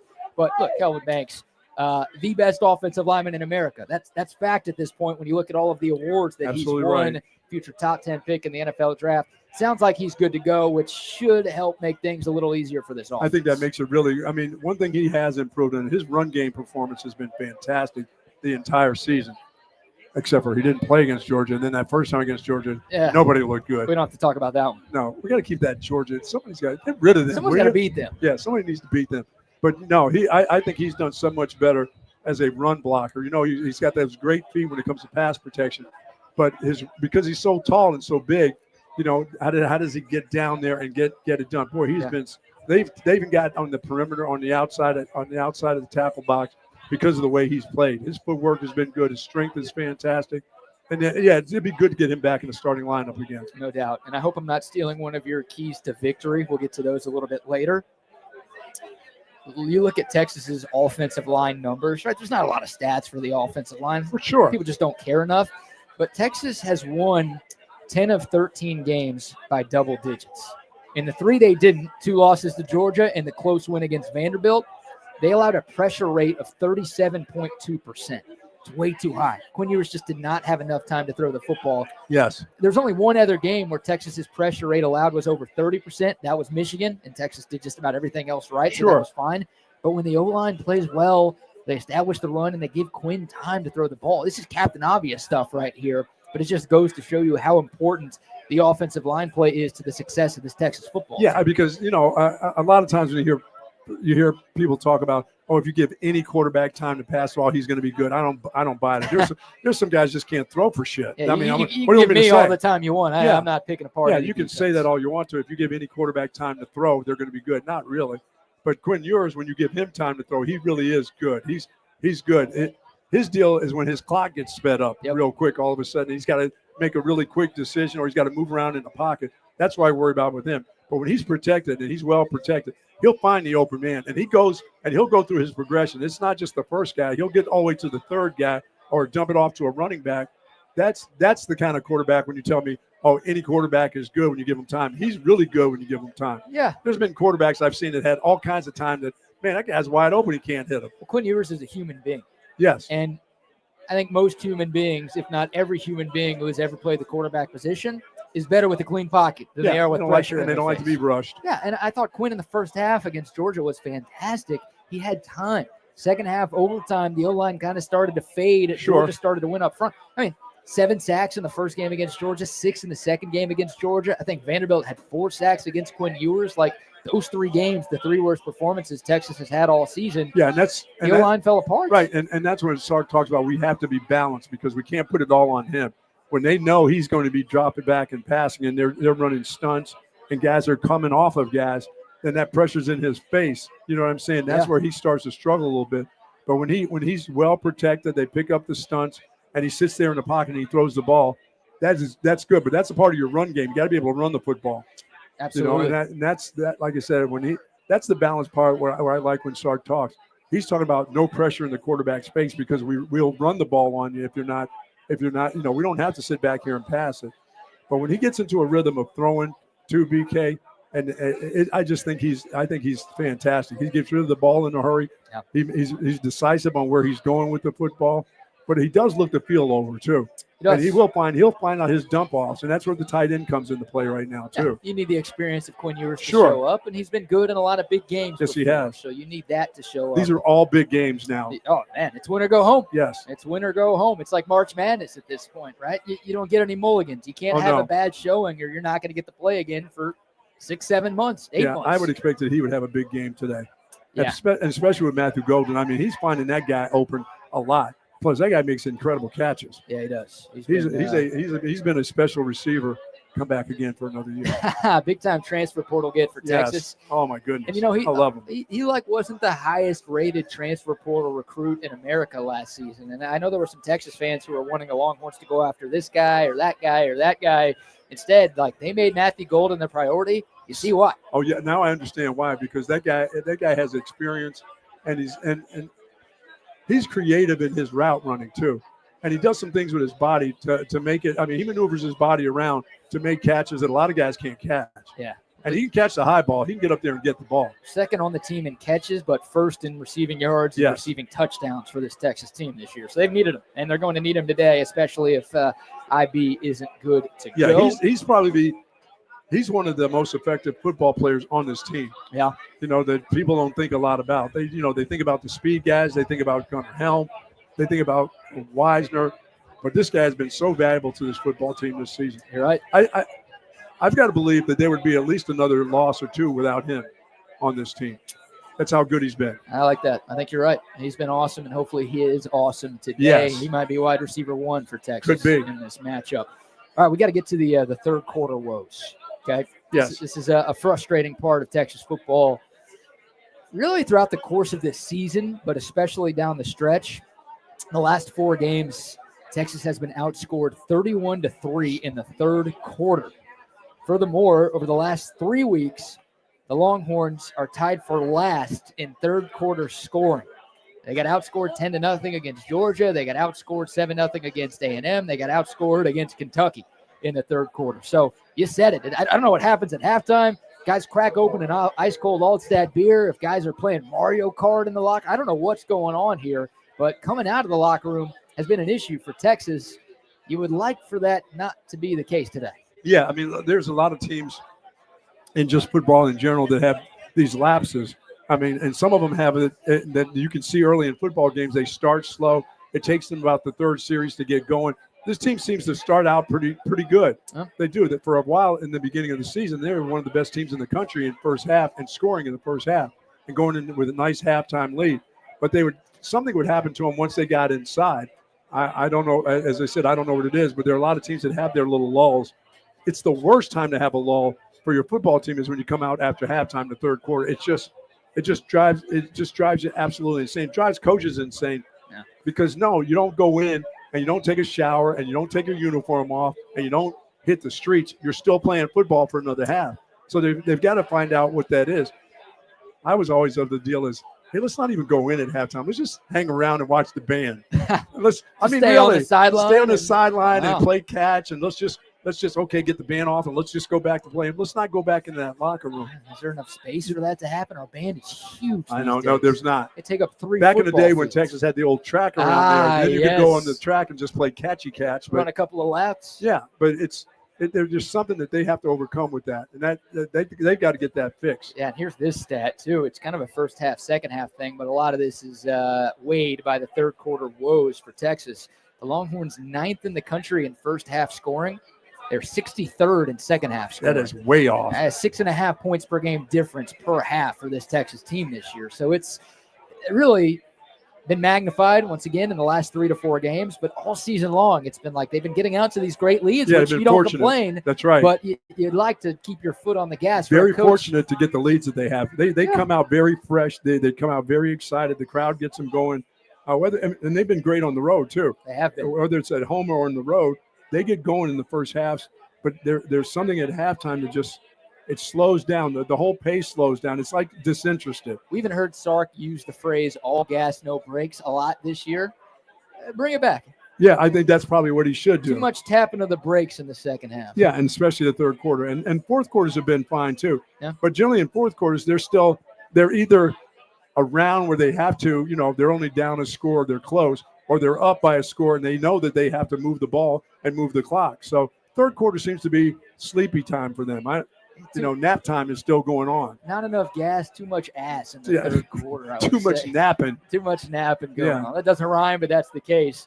Here's Steve Sarkisian. He was asked a couple of days ago, what's the problem with the third quarter? Oh, I mean, I don't know if it's coincidental. I mean, I think at the end of the day, we try to get in the locker room, and some of those games, I'd like to think we had a decent lead at halftime. But we got to get in the locker room and we've got to do a better job of conveying to the players what we're going to try to do in the third quarter. And then we got to go out and execute those things. And for whatever reason, whether it's us not putting together a great plan, our players not kind of understanding what we're trying to do, or maybe our mental intensity isn't where it's supposed to be, all those things have to elevate. As I touched on last week, everybody in our organization has to improve for this next 4 games if we're fortunate enough to play 4 games for us to get there January 20th. And we've all got work to do. And that's one area we've identified where we've got to improve in that aspect of our game. And that's coaches, players included. We've got to improve that aspect of it. And again, we've emphasized it, and I'd like to think generally you get what you emphasize. So hopefully we see some better results there. I mean, I think he said it in the beginning there, BK. He says we've been fortunate to have those leads sometimes. Yeah. I think that's a part of the psyche of, okay, we're okay. We're just fine. You know what I mean? That goes over to the players. They know that they have these leads. We see that they have these nice leads. But that's when you take your foot off the gas again. Once you go in at halftime, that you shouldn't even have to say that. So I think the head coach himself knows that we're lucky to have. We've been fortunate to have those leads. Don't even say that. That's not enough. Right. Those leads aren't enough, Coach. No. You know what I'm saying? It cost you. Yeah. Maybe that's the deal. Maybe he started calling plays in the third quarter to the way that you hear him talk right there. Yeah. Because it sounds like in his mind he's thinking, oh, we're very fortunate to have these leads. We're good enough to have a lead. Well, the hope is that Sark is accurate. He says you generally get what you emphasize. Sure. And it sure as hell sounded like he's been emphasizing that over the last 2 weeks. Oh, yeah. So hopefully Texas does get that, right? Yes. They whatever they have to say, whatever they have to do, whatever they have to game plan to make the third quarter offense actually show up. Hopefully we see that today. Yeah. And I think Sark's right. He's done a pretty good job of that over his coaching career. Like if he talks about something being a problem, he's usually able to find a way to solve that problem. And they get after that problem. Yeah, it's been a problem for Texas lately. Hopefully, 2 weeks is not a ton of time, but it's the same as having a bye week in a regular season. And you're usually talking about how much can change over the course of a bye week. Hopefully the Longhorns have been able to right some of those wrongs since that SEC championship loss. And I will say this, kind of funny enough, Texas 9th in the country in first half scoring. Clemson is 7th in the country in first half scoring, but they're 51st in second half scoring. So like Texas, Clemson's a team that's been playing great early. And if you watch the ACC championship game, Clemson got out to a huge first half lead, right? And they were up 31-14 at one point in the game, and they needed a game-winning 56-yard field goal to win it. So they've also had some struggles in the second half of these games. Maybe that can bode well for Texas today. I would say so. And that's once again a part of your run game. What you want to do in the third quarter is when you come out, you want to come out and be able to run the football, which consistency that helps in your run game. That'll help your quarterback. That helps your team. And it also helps with the clock runs too. You don't have these 3 and outs and you just go sit on the bench and say to your team, your guys tend to look at each other on offense and go, next drive, we got it next drive. We got it next drive. And they'll put it off and off and off till you're near your 4th drive, BK, and all of a sudden you're looking for your first down in the second half. So as I said, this is, I just, the way I heard him say that was about being fortunate to have these leads. Well, Coach, there could be a time where you're not going to have those leads. Yeah. You got to come out in the third quarter and play like it's the first quarter to try to build those leads back. And right, he's going to emphasize that a lot too. I think Georgia was that game. Yes. Because Texas dominated the first half against UGA, but they were only up 6-3 at halftime. Right. They were unfortunate. They should have had a 14-3 lead or 17-3 And they had plenty of opportunities on that side of the 50. And then all of a sudden, you get outscored 10-0 in the third, and you're playing catch-up the rest of the way. So that was the issue, right? Like when you don't do enough right in the first half and you have third quarter problems, then that'll come and get you. You're right. You lose. And that's obviously what Texas did in the SEC championship game. So hopefully they figure out the third quarter offense, but that has been an issue that every Texas fan has been talking about a lot lately. What other issue have they been talking about? Have they been talking about the kicking game at all? Oh, no. I was having a good Your day. guy. Don't call him my guy. What about your guy? Have they talked about your guy kicking field goals and missing field goals? There's a lot of kids here, so I won't use the nickname I usually use for Bert Auburn, but Bert Auburn has not been good enough. Scholarship Bert is different. Walk-on Bert last year was amazing. Walk-on Bert 2 years ago was really good. And Scholarship Bert got to his head, man. He's in these TV commercials now. You know, most people don't know who the kicker is, right? No. Most kickers walk around their college campus. They'd have worse luck pulling a girl than I did in school. But when you got the hair that Bert Auburn has, everybody knows who you are. Yes, they do. Everyone's been going up to, oh, you're on scholarship now, huh? Yeah, you're the guy. Oh, you said a Big 12 record for You most can pay field for goals my made drink. You in can a pay row. for my drinks now. Oh, hang on, Bert. Let's go. Oh, you're the kicker. I don't care that you're the kicker. You're on the football team, right? That counts. You get to practice with everybody else. Yes. A success or something got to Bert Auburn's head, and that's the reality of the situation. Is Bert Auburn has been below 50% on kicks beyond 40 yards. So 40 and in, he's been great. If you want to take the points in that scenario, that's fine. He hasn't missed from inside of 40 this year, but 40 plus, we saw 2 misses against Georgia from outside of 40 yards. That's been an issue. So I just every don't point know. And, you know, of course, now you're talking playoffs. All the points matter. Yeah. You got to have the points. When you decide that you're going to kick for 3, you have to make those. And, and if it's 42 yards, you can't miss because it's over 4. If it's 43, 40, you have to make those kicks. Well, it's not going to. I'm here to tell you. Like there was against Georgia. Sorry for talking about that. I feel like we're bringing bad vibes. No, we're not. No, he's going to have a great day. But against Georgia, 37-yard field goal. He made it, but there was a false start. So they move it back 5 yards. Yes. Just 5 yards. It's just 5 yards, same part of the field. And he missed it just because it was beyond 40. I think it's a mental thing. So, and if you're Sark today, to hell with any binder, to hell with any analytics. If you've got a 4th and 5 or shorter, yes, and a field goal of 40 yards or longer, go for it. The offense is staying on the field. Like, and I'm not going to be mad about that. I'm not going to be coming on the show Monday and be like, how could he not kick the field goal? No, the kicker sucks. Hopefully, Bert Auburn's family's not here right now. We'd have a beer thrown on us if they were. But I just don't trust the kicker from outside of 40 yards, and that's unfortunate because in playoff games, these are usually closer than a lot of the games Texas played in the regular season. Yes. Every point is important. Yeah, I mean, he's got to get back. Yeah, these matter because, remember, we're not all looking for point spreads. We're just looking to win and go to the next week.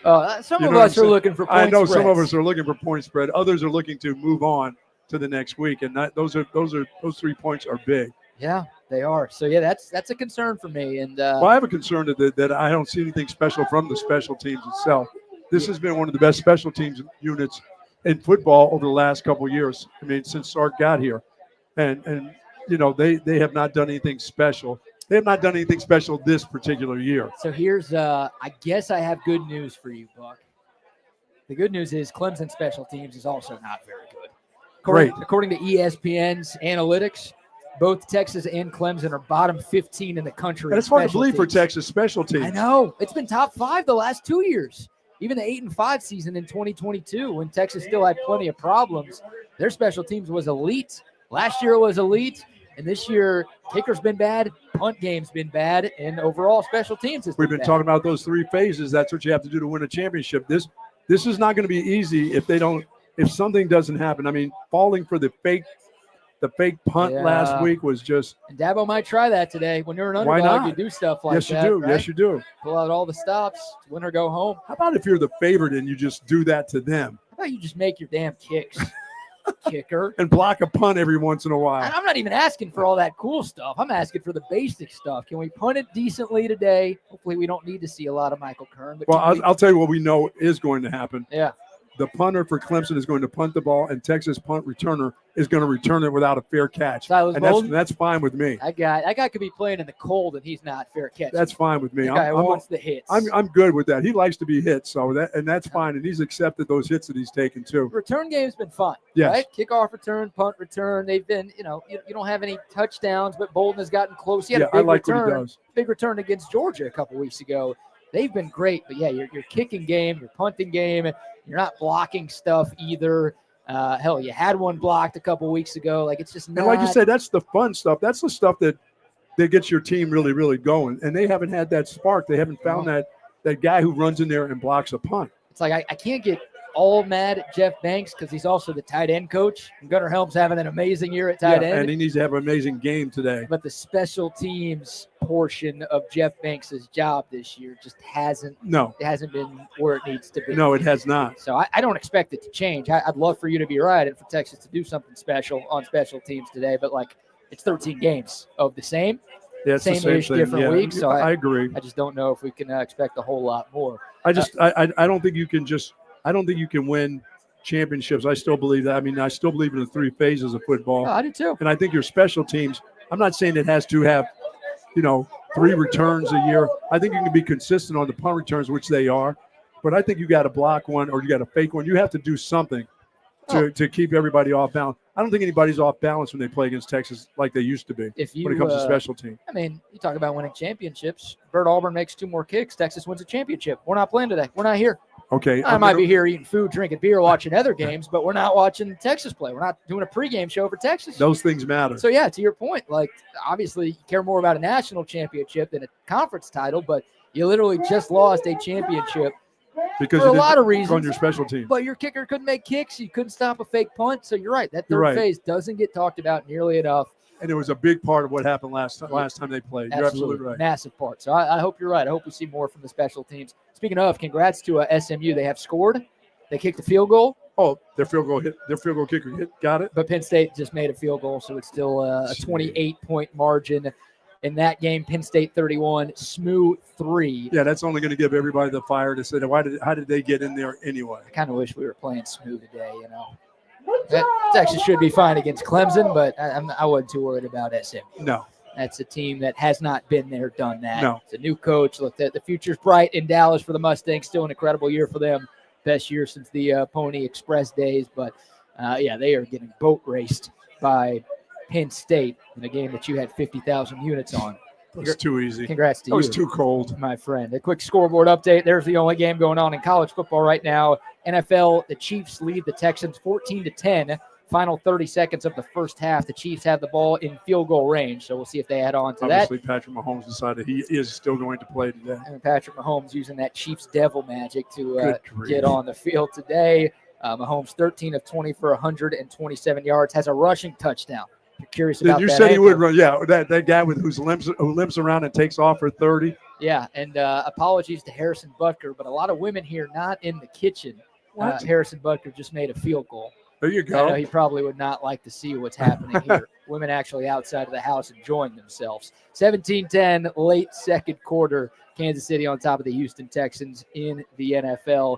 Such a great football day. Of course, best of luck to Vandergrift High School and Westlake High School, both local schools playing for high school state championships today. It'll be Vandergrift first, I think at 3:30 this afternoon. This evening is the championship game. Taking on South Lake Carroll, and then you got Westlake against North Crowley tonight in the final game. There's a million state titles going on at Jerry World this week. Those are the last two, the two 6A state championships. So best of luck to both of our Central Texas neighbors. Hopefully they can both find wins today. All right, back to this Texas and Clemson game. Oh, I got ref nuggets, Buck. Oh, you do? Before we get to your 3 keys to victories, we got about 30 minutes left in our pregame show. So would you get the TVs to the refs? Oh, I don't know about that. Oh, I don't know if our guy Tom McKay of AV Consultations came through with TVs for the refs. That's what we wanted. Yeah. 7 refs. I know Tom's got 7 TVs. Of course he does. Like, come on, man. Show up to DKR with some TVs, a little early Christmas / Hanukkah gifts for the refs. Give us a couple calls today, boys. Hey, we're getting the calls today. We're out of this slump where we have more penalties at home than the opposing teams that comes to DKR. It's changing today. Well, I've done some ref search. Oh, boy. It's a Big Ten crew on the call today, which makes sense. All SEC versus ACC. You got to go with the conference that doesn't have any affiliation to the teams. I was worried we'd get a Big 12 crew. Thankfully, no Big 12 crew. I saw them enough last night in the Notre Dame game. My goodness, I saw them enough. Well, Yormark's dumbass would be trying to screw Texas in this game. Yes, he would. His Big 12 refs to F over Texas in the playoffs because he's mad about the Longhorns leaving. It's a Big 10 crew. The same ref Texas had in the Michigan game this year. Also, the same ref Texas had in the college football playoff loss to Washington last year. Texas lost the penalty battle in both of those games. We got all sorts of stuff. By the way, the name of this head ref, Ron Snodgrass. Come on, Grass. Do you trust anyone named Snodgrass? Think so. Like Snod Ash, you know? I think everything should work out. It's a home game. Well, here's the thing. Now, get your arm around them. Washington, not a home game. Michigan, not a home game. But Texas against UW in the playoff last year, 10 penalties for 66 yards. Washington only had 5 for 39. And in the Michigan game this year, obviously an easy win for Texas, 7 penalties for 45. Michigan had 4 for 30. So 2 games from this snod-ass guy. I see. We can't have that. And Texas has lost the penalty battle in both. Yeah, we can't have that today. No, we can't have that today. I want your prediction to be right, that Texas is going to win the penalty matchup. They are going to, because they're going to have 5 or less penalties today. I hope you're right. But Texas all year long has had a problem with penalties, and Clemson has not. That's the difference here. Clemson ranks 23rd in the nation in penalties per game. Wow. Texas way down at 94th. So I'm hoping the refs aren't a storyline, right? Hopefully Texas plays clean. Hopefully they play well enough to where we're not talking about 1 or 2 calls that impact the outcome of a game. Well, there'll be a legal procedure. There's a bear shit in the woods? What do you mean? You're asking me if Cam Williams is going to commit a penalty today? Yeah, the answer is yes. Sorry about that, kids. Automatically? That's an automatic? It's an automatic, of course. Is the Pope Catholic? Wow. One-legged duck swim in a circle? And any of these expressions, whatever you want to use. Yes, Texas is going to have a false start penalty today. The hope is it's just like 1 or 2 and not 4 or 5. I can't see that. That just crushes Remember, you. in that Michigan game with Snoddy on the call. Oh, that's right. We had a touchdown call back, right? Yeah, on a horrible holding call on Gunnar Helm. Cam Williams had 4 penalties in that game. I thought he had 4 penalties in that drive. It felt like it, right? I think 1 or 2 may have been declined. It might have been more like 5 or 6. But you don't want that. You don't need analysts or experts or hosts to tell you that that's not good. And that's how you let Clemson stick around. There are 2 things that could cause problems for Texas today. We saw it in Atlanta. Yes, we did. Penalties. You got double-digit penalties again today. Yes. Issue. And then the turnovers.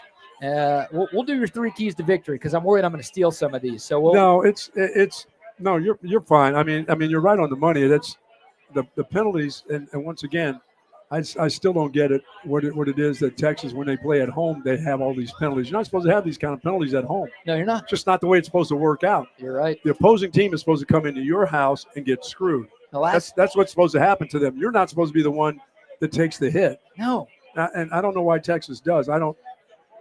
Just because we're in the SEC doesn't mean we like screwing ourselves. Yeah, come on, we don't like screwing our neighbors and our family. Right. Like that's not what we do. It's not what we want to do. No. So, yeah, hopefully it can be a cleaner game. The last home game Texas played, that win over Kentucky. That's right. Only 2 penalties for That's the right. Longhorns. That was awesome. That's what you would like to see today, a much cleaner brand of football for Texas, but turnover is also a thing. All right, let's get to your 3 keys to victory, brought to you by our friends at Hat Creek Burger Company. Love them. We'll tell you more about them in a second, but Buck, what you got today? My number one thing is you got to protect the quarterback. Got to protect the quarterback, and you got to protect the football. That means that's everybody's job once again. Yep. Wide receivers, you have to protect the ball. Offensive line, you have to protect the quarterback. The quarterback has to protect the ball himself. He's got to understand if he gets all kinds of traffic inside that pocket, protect that football. If you're going to go down with both hands on the ball. So that's number 1 for me. Number 2 is rush for 150 plus today. Back to the run game. Okay. And number 3, keep Cade Klubnik. Keep that dude off balance today. Do not let him get in a rhythm. To keep him uncomfortable from the beginning of the game to the very end. He'll be in for 4 quarters, but you got to keep him uncomfortable today. He can't come home and be comfortable at home. No. This is not his stadium. Just because he's sleeping in his own bed doesn't mean he can be comfortable No, here. This is not his stadium. Okay? No. His stadium's in Clemson, South Carolina. Yeah. It's not in Austin, Texas. There's no weird hill to run down and no weird rock to touch. No, you got to keep him very uncomfortable today. We don't do that stuff around Yeah, those we parts. really don't want him. You got to keep him off balance. He's got to be off balance today. And then he's going to get his runs. He's going to take off, and he's going to make some things happen with his feet. But you can't let him have his feet and his arm today. Something's got to give. You can give up one or the other, but he can't be consistent. He can't be balanced. He can't have a balanced attack from their quarterback. He's that good. I like him. I like him a lot. And I like the way he's played this year because they've surrounded him with some better players.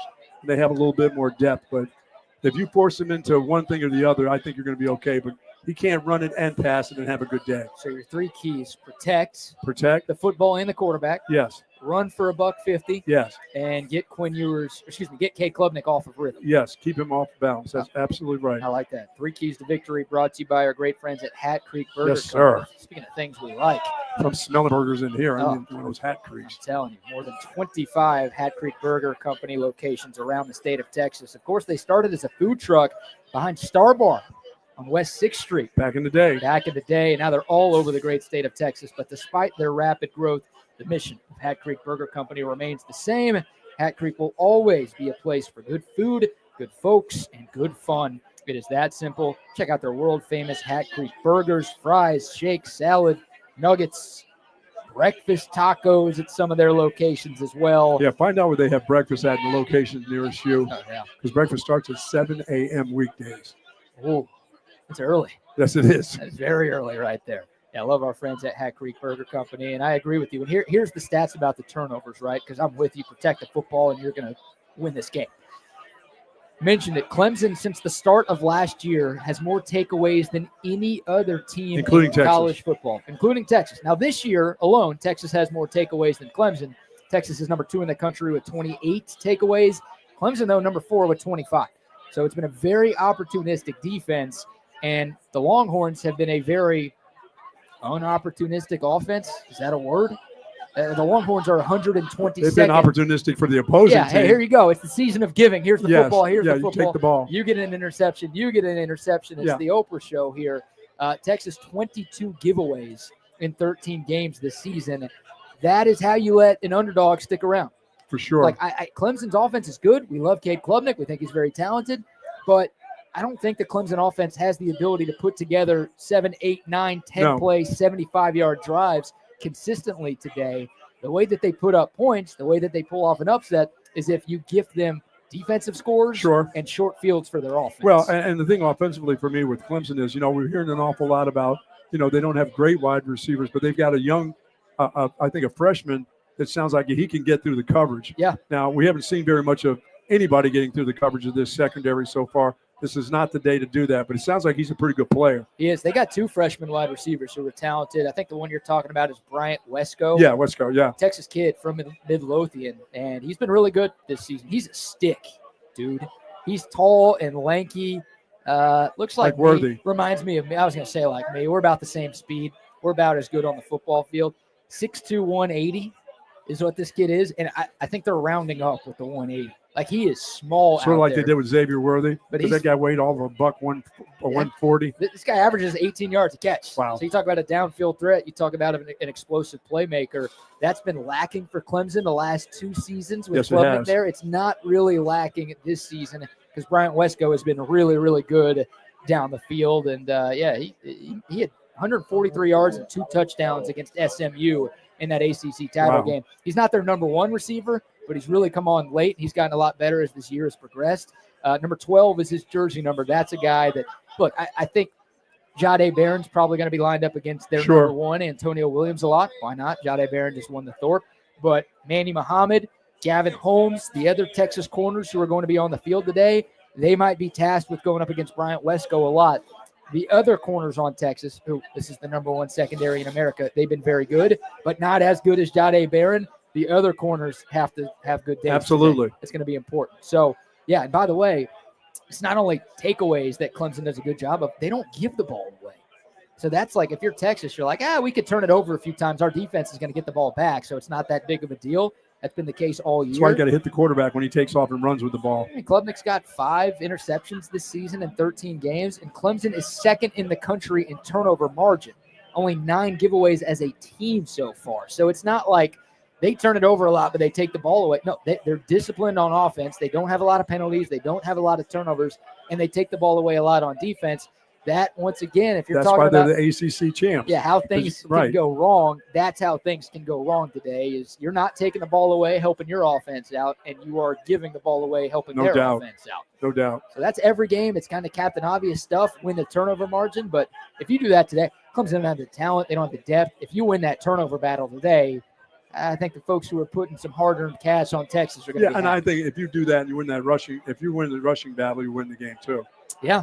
Yeah, 34-3 is the stat for Steve Sarkisian. Absolutely. I like that stat a lot. So that's just don't turn the football over. If there's one key to a Texas victory for me, it's do not turn the ball over. They've been turning it over, I think, 7 turnovers in the last 3 games for Texas. Yeah, and it can't be, oh, sorry, he got the ball tipped. No, he can't you can't have tipped interceptions today. If you're throwing little screens out there, you got to throw it sidearm, whatever you have to do to get the ball to the receiver. Can't have tip balls today because this group, as you said, they get turnovers. They do. They've got a good pass rush too. Yep. We haven't even talked about TJ Parker yet. We'll do our opposing player to watch, brought to you by our friends at Top Gun Rentals and Lawn Equipment. By the way, shout out to Brandon Mars and the Top Gun team. If you've got a job you need to get done, maybe tomorrow, maybe next weekend. Say next weekend, yes. Yeah, next weekend. There's no college football next weekend. It's like a couple of days after when we get our next round of college football. You got stuff to get done. Go see our buddy Brandon Mars and the team at Top Gun Rentals and Lawn Equipment. They've got an extensive selection of rental equipment for everything from small home jobs to large construction sites. And they've got all the biggest brands. If you want to buy, they'll sell it to you. If you want to rent, they'll rent it to you. They are Austin's #1 source for all of your equipment rentals, sales, and supplies. And they've been that way since 1996. 2 Austin area locations up north in Anderson Square, down south in Buda. It's topgun.net. We will shoot you straight. Opposing player to watch for me, Buck. Okay. I'm going to go first. I'm stealing your thunder. Go ahead, buddy. I'm a jerk. TJ Parker, the edge rusher. 6 forced fumbles this year. And the best in the country, isn't he? So this is what you worry about, right? 6 forced fumbles for this one guy. We talked to Eric McLean yesterday from the ACC Network. The best sack artists aren't just the guys who sack the quarterback. Yeah, that's great. The best guys rip the football out while they're sacking the quarterback. And this guy has set a school record with 6 forced fumbles this year. Yeah, he's looking to take the ball. He's not looking just to make a sack. No, he's top 10 in the country in TFLs and sacks per game. The highest sack total by a Clemson player since Cleve Farrell, who was a top 5 pick in the NFL draft when he came out of school. Didn't have a great NFL career, but we need to talk about that. TJ Parker, #3. Whether it's Kelvin Banks or Cam Williams, they have to win that matchup because if TJ Parker's name gets called a lot by this broadcast crew, could spell trouble. Yes. So he's my guy, opposing player to watch, and opposing player I hope does not wreck the game. Yeah, well, mine's is going to be Cade Klubnik. I mean, he just can't have a day. He can't come home and have a day. And this defense who's played so well all year long, they've been good on the outside. They haven't let guys get on the perimeter. You got to have your eyes on him. You know, I don't know who's spying today. Tell me. Is it going to be Ant Hill? Boy, I love Ant Hill, and he's the spy. It's going to be Leon Galafau. Is it going to be David Benda, Mo Blackwell? You've got some options at linebacker to fill that role if you are going to have that role. I want it to be Ant Hill, but I think he's going to be important in some other roles. I don't want to totally lose him. I don't think Cade is that kind of threat. But I just think that he can't be the guy who beats you today. He can't come home, and that's the guy I'm going to be looking at in all aspects of the game because he's going to be in there for 4 quarters. Yeah, he's going to be down there. If the game is close, he's the one who's going to be the one to bring them and put them into a game. And he's going to be the one who can win the game for them today. So if you neutralize him today, I think you neutralize his football team. He's got to be a superhero, right? Yeah, that's as you said. He's got to put the cape on today in order for them to win.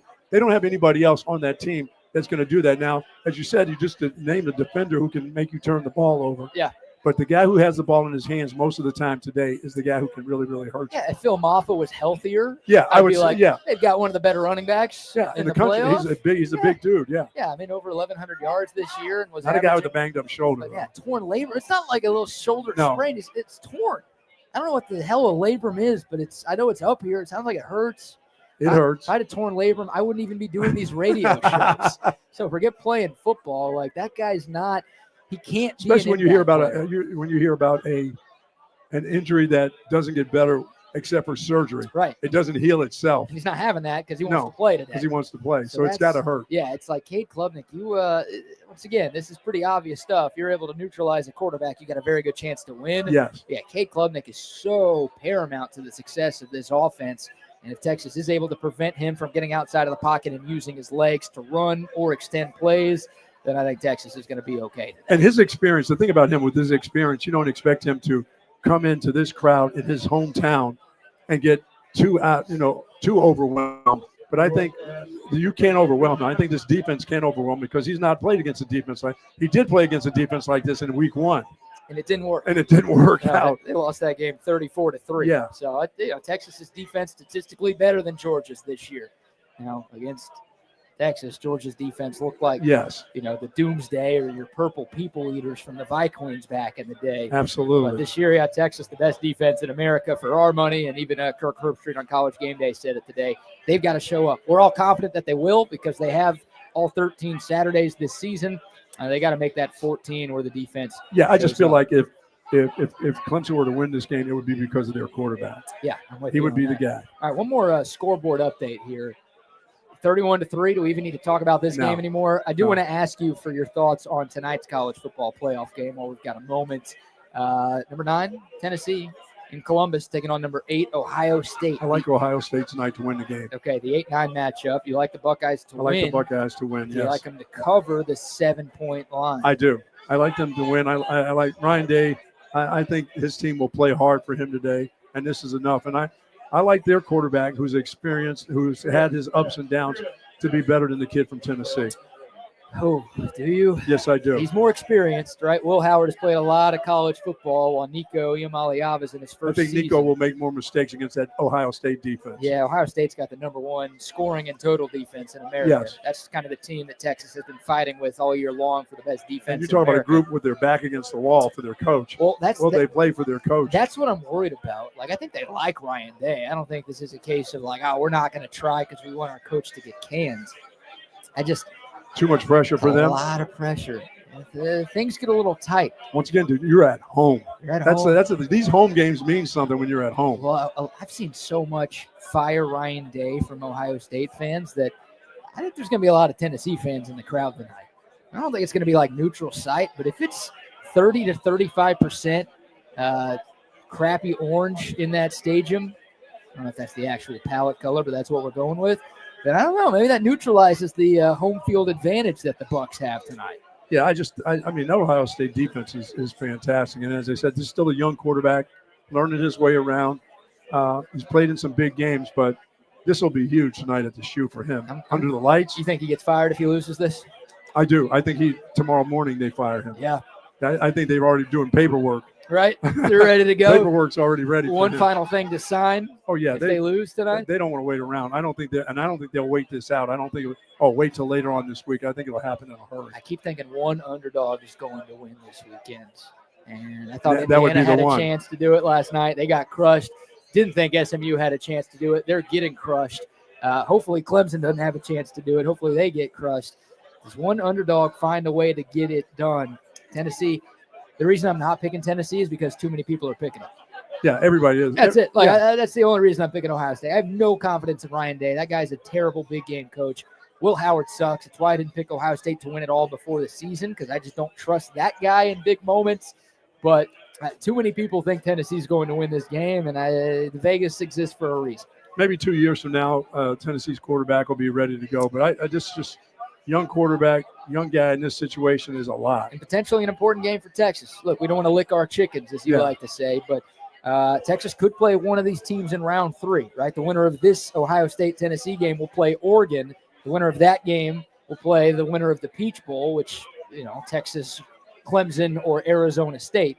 So people would be watching these games anyways, but some super advanced scouting tonight. And BK, tonight is a game where Tennessee would like to take the ball out of their quarterback's hand and put it into their fantastic running back's hand. So if that guy gets going and that offensive line of Tennessee gets rolling, that's where the problem for Ohio State will come in. But if they can stop the run and make this kid have to throw the ball around the field, that'll be the problem, I think, for Tennessee. But Ohio State can't let them run the ball. Yeah. Ohio State can do both. They can. Yeah. They've got great running backs. They've got great receivers. Oh, yeah. Gosh, it's a talented team. They have no business playing today. They should have won the Big Ten. You're absolutely right. They should be a number 1 or a number 2 team in the country. They lost twice, and they had no business losing to Michigan. They just can't beat Michigan right now. And the question is there a hangover effect from that abysmal performance at home? I think it'd be better if they lost to Michigan on the road. It's like, at least we're back home. We know we're okay here. The last time they played at home, they got embarrassed as a 3-touchdown favorite. That's why I think you'll see them fight tonight against their biggest rival. We will see what happens. They'll dot the I tonight. I got to apologize. Shout out to our man Jason on the Clean Cause YouTube comments line. We're going to give Clean Cause some love in a second. Love them. I said, hey, you can get some stuff done next Saturday. 8 bowl games next Oh. Saturday. Sorry about that. Hey, do it this week. No one's working this week. It's Christmas week. It's Hanukkah week. No one's working at all. So No. do some shit this week with Yes. Top Gun.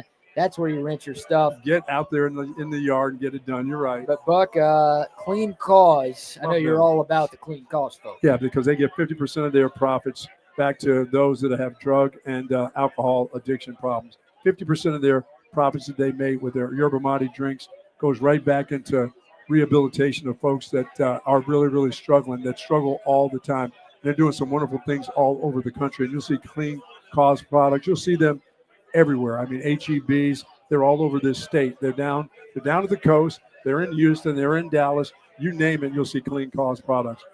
HEBs, 7-Elevens. There are 7-Elevens, of course. Yep. Love that stuff. I know you like it. Absolutely. Big fan of the yerba mate drinks from Clean Cause and everything that they stand for. Quick look at the Coda text line. 512 number says, hope the wind isn't blowing your direction with those crappers behind you. Might smell like Lubbock. It's a little blue. I can smell the blue. Big blue in there. There's a Kentucky fan in there? What do you Oh, mean? that's the liquids that are in the bottom of it. It's blue color. Why- I know that. Why I is know that. that. Why is that banging? Who's banging in there? You hearing those No. sounds? What's going on? There's also a guy who I don't think realized we were on camera, meaning he was on camera. He was zipping up his pants right behind us. So Very nice. apologies Apologies to for everybody watching us right now who may have caught a glimpse This of is a something. throwback show for when I fell out of the porta potty. It is. And someone says, give Chip Brown a hug. Yeah, Chip, the SMU alum. He called the upset today. He really did. He did. I don't know if that was just his fanhood. It's just the beginning of the fourth quarter. Yeah, and Penn State's about to score again. Oh, okay. Yeah, they're up 31-3, and they've got a first down and goal from the 9-yard line. Yeah, about to I think add on. I picked the Nittany Lions in this one. I'll tell you what. I picked them to go a long way. There's got to be a party at Beaver Stadium right now. I would really love Texas fans to be celebrating the way Penn State fans are. Oh, yeah, At for this sure. point in the game, Oh, you're yeah. just like, we're coasting. Everyone's in the stands booking flights to Atlanta and booking hotels Those for New fans about Year's. to get out of there. They know this thing is going to be over with. It's cold. They'll be partying in Happy Valley, yeah. don't you think? The SMU fans left a long time ago. They're already at the airport up there, ready My to friends come were back telling to me Dallas. that the SMU fans, they bought out a couple of some of the big halls on campus there. Yeah. And paid an awful lot of money. And I tried to tell them, I said, they have a lot of money at SMU. They can afford to bring their alums here and take over on a Friday night. Yep. And they were telling me how much, that per hour these halls cost them. I said, it's no big deal to SMU money. No, oh my God. Are you kidding me? Near Highland Park in Dallas? Yeah. Yeah, if you ever want to see money, go ahead. If you ever want to feel bad about yourself for not making enough No money, kidding. go ahead. Yeah, great year for SMU, but it's about to come to an end. Now we'll hear Nick Saban talking about why did they get to be in there and Alabama didn't get? How does this work this way? Because you lost to OU. Don't ever forget that. It's really that simple. That's been a big narrative on social media. Last night with Indiana getting blown out, today with SMU getting blown out. It's like, Bama or South Carolina would have been much better. Maybe they would have, but they're not there because they lost to crappy teams. That's right. They don't lose to OU. this year. They lose to OU this year. What's going on here? They're bad. They're really bad. So, yeah, I even had an OU buddy text me today. He's like, don't let Alabama shift the narrative here. They lost to us, and we suck. Dude, Nick Saban's been trying to shift that narrative since that game. Yeah, of course he has. Of course he has been. All right, a few minutes left in today's show. We will give our game score predictions here in a moment. Thanks Another again. score for Penn State. There you go, 37-3 now the score. Once again, shout out to Posse East for having us out What a today. nice place. This place has been a lot of fun. It's packed. It's been packed really since we got here a little after 10 o'clock. But they've got food. They've got beer. They've got TVs everywhere. We got a nice covered patio. It's a gorgeous day. Perfect day to be outside. If you're not watching the Texas game inside DKR, come watch it here. For sure. You'll be able to hear the crowd. This place is just I don't want to say a stone's throw because I don't think anyone can throw a stone that two far. throws. Maybe a couple of throws or maybe a Smokey the Cannon shot Absolutely. away from DKR. So you'll be able to feel like you're here or feel like you're there when you are here at Posse East. Come get some beer. Come get some food. It's our first show here. Had a great time. It is. This is a nice spot, man. It really is. And they got us hooked up today. It's been great. Great crowd on hand. And there's a buzz. It's palpable right now with the first ever playoff game here in Austin. And Buck, beyond this game, we'll give our game score predictions in a moment. But yesterday on our show, you had picked Texas to win the national championship. You still feel like this Longhorn team has everything it needs to win this whole thing. I do. I think along the way, the only team I really don't want to see is, I'd like to see Georgia again. I really would like to see them. You would? And I don't want to see Oregon. Okay. I just don't want to see them. That they have the absolute number one offensive line in America. You know, I'd like to see Indiana and SMU somehow. But you're not going to give them a second chance so they could play Texas again. But I did. I picked Texas to play, and I picked Penn State. I picked Penn State to continue to go on. That's looking good right now. Yeah, but this team, there's some things they have to do offensively. This is the day you have to clean that all up. Yeah, it is. To get back to playing the way I thought they could play. The way they played against A&M, the way they played against Kentucky, some of those early games where they got out to big leads, and guys and the quarterback should be healthy today. Like I said, today to me, Quinn Ewers, his feet will be very, very important because I'm not keen when he's in the pocket and he's not decisive in the pocket and how to move around in the pocket. If his ankle feels good and he decides to go. Quintavious Ewers? Yes, when he runs with a purpose, I think he's fine, and that's when he's healthy. Yeah. And if he's banged up, and he shouldn't be banged up anymore, I think he's ready to go today. I think he has a great game today. Even when he was banged up, wearing that ankle brace. We saw him take off and go. Yes. Big long run against A&M. So without the ankle brace, you'd like to see his legs be a little bit of a factor today. Hopefully Quinn Ewers shows up and shows out. Look, if Texas wins today, they'll obviously be one step closer to a national title. They'll be 3 wins away from winning the whole thing. I don't just want that. Of course, you win by 1, it counts the same as winning by 50. You move on to the next round. I would like this to be a confidence-boosting game. Sure. For the guys in that locker room, more importantly, but also for the fans. Like I don't want there to be we won what? Yeah, should we go? Should we go? This is the best we've those problems against Georgia, thing of the past. Problems against A&M, thing of the past. I want Texas to win and cover and look really good. I want the offense to put it together. I want the third quarter woes to disappear. I want this defense to do what it's done all season long. I'd like to see the curly-headed kicker not miss a field goal today. It's a lot to ask. I like the backup quarterback to get a couple series in this football game. It's a lot to ask because you're playing a very good Clemson team. Yes, you are. And a great coach, a Hall of Fame coach. It's not going to be easy, but you do what Penn State did. You do what Notre Dame did. Right. I think everyone's going to be feeling pretty good about the Horns' chances to make a deep run. I would agree. And once again, for Arch Manning, I think his role has got to be bigger today. Yeah. But I think his role has to be bigger in order for Texas to do the things that they want to do, because he'll continue to gather confidence. The football team will gather confidence around him, and at any time you can bring him in and let him do some things. When things kind of stumble around a little bit, bring him in, let him go in for a series. Okay, we're back. Let's go. Yep, and the red zone offense. Absolutely. Got to be better, too. The first 27 red zone trips Texas had this season, they scored on 25. They scored touchdowns on 24 of them. And then the last 2 weeks, 0 for 2 against Georgia. They had those 2 Quinn Ewers turnovers against A&M in the red zone. Yep. Cash in. Field goals are fine, but touchdowns are a hell of a lot better. Yeah, and I think we'll see a different team in the third quarter, too. Because, as you said, if they want to get well and get back to from this point on, and as we said, they've been playing championship games. They haven't been playing championship type of football, but they've won those games. They've found ways to continue to move on.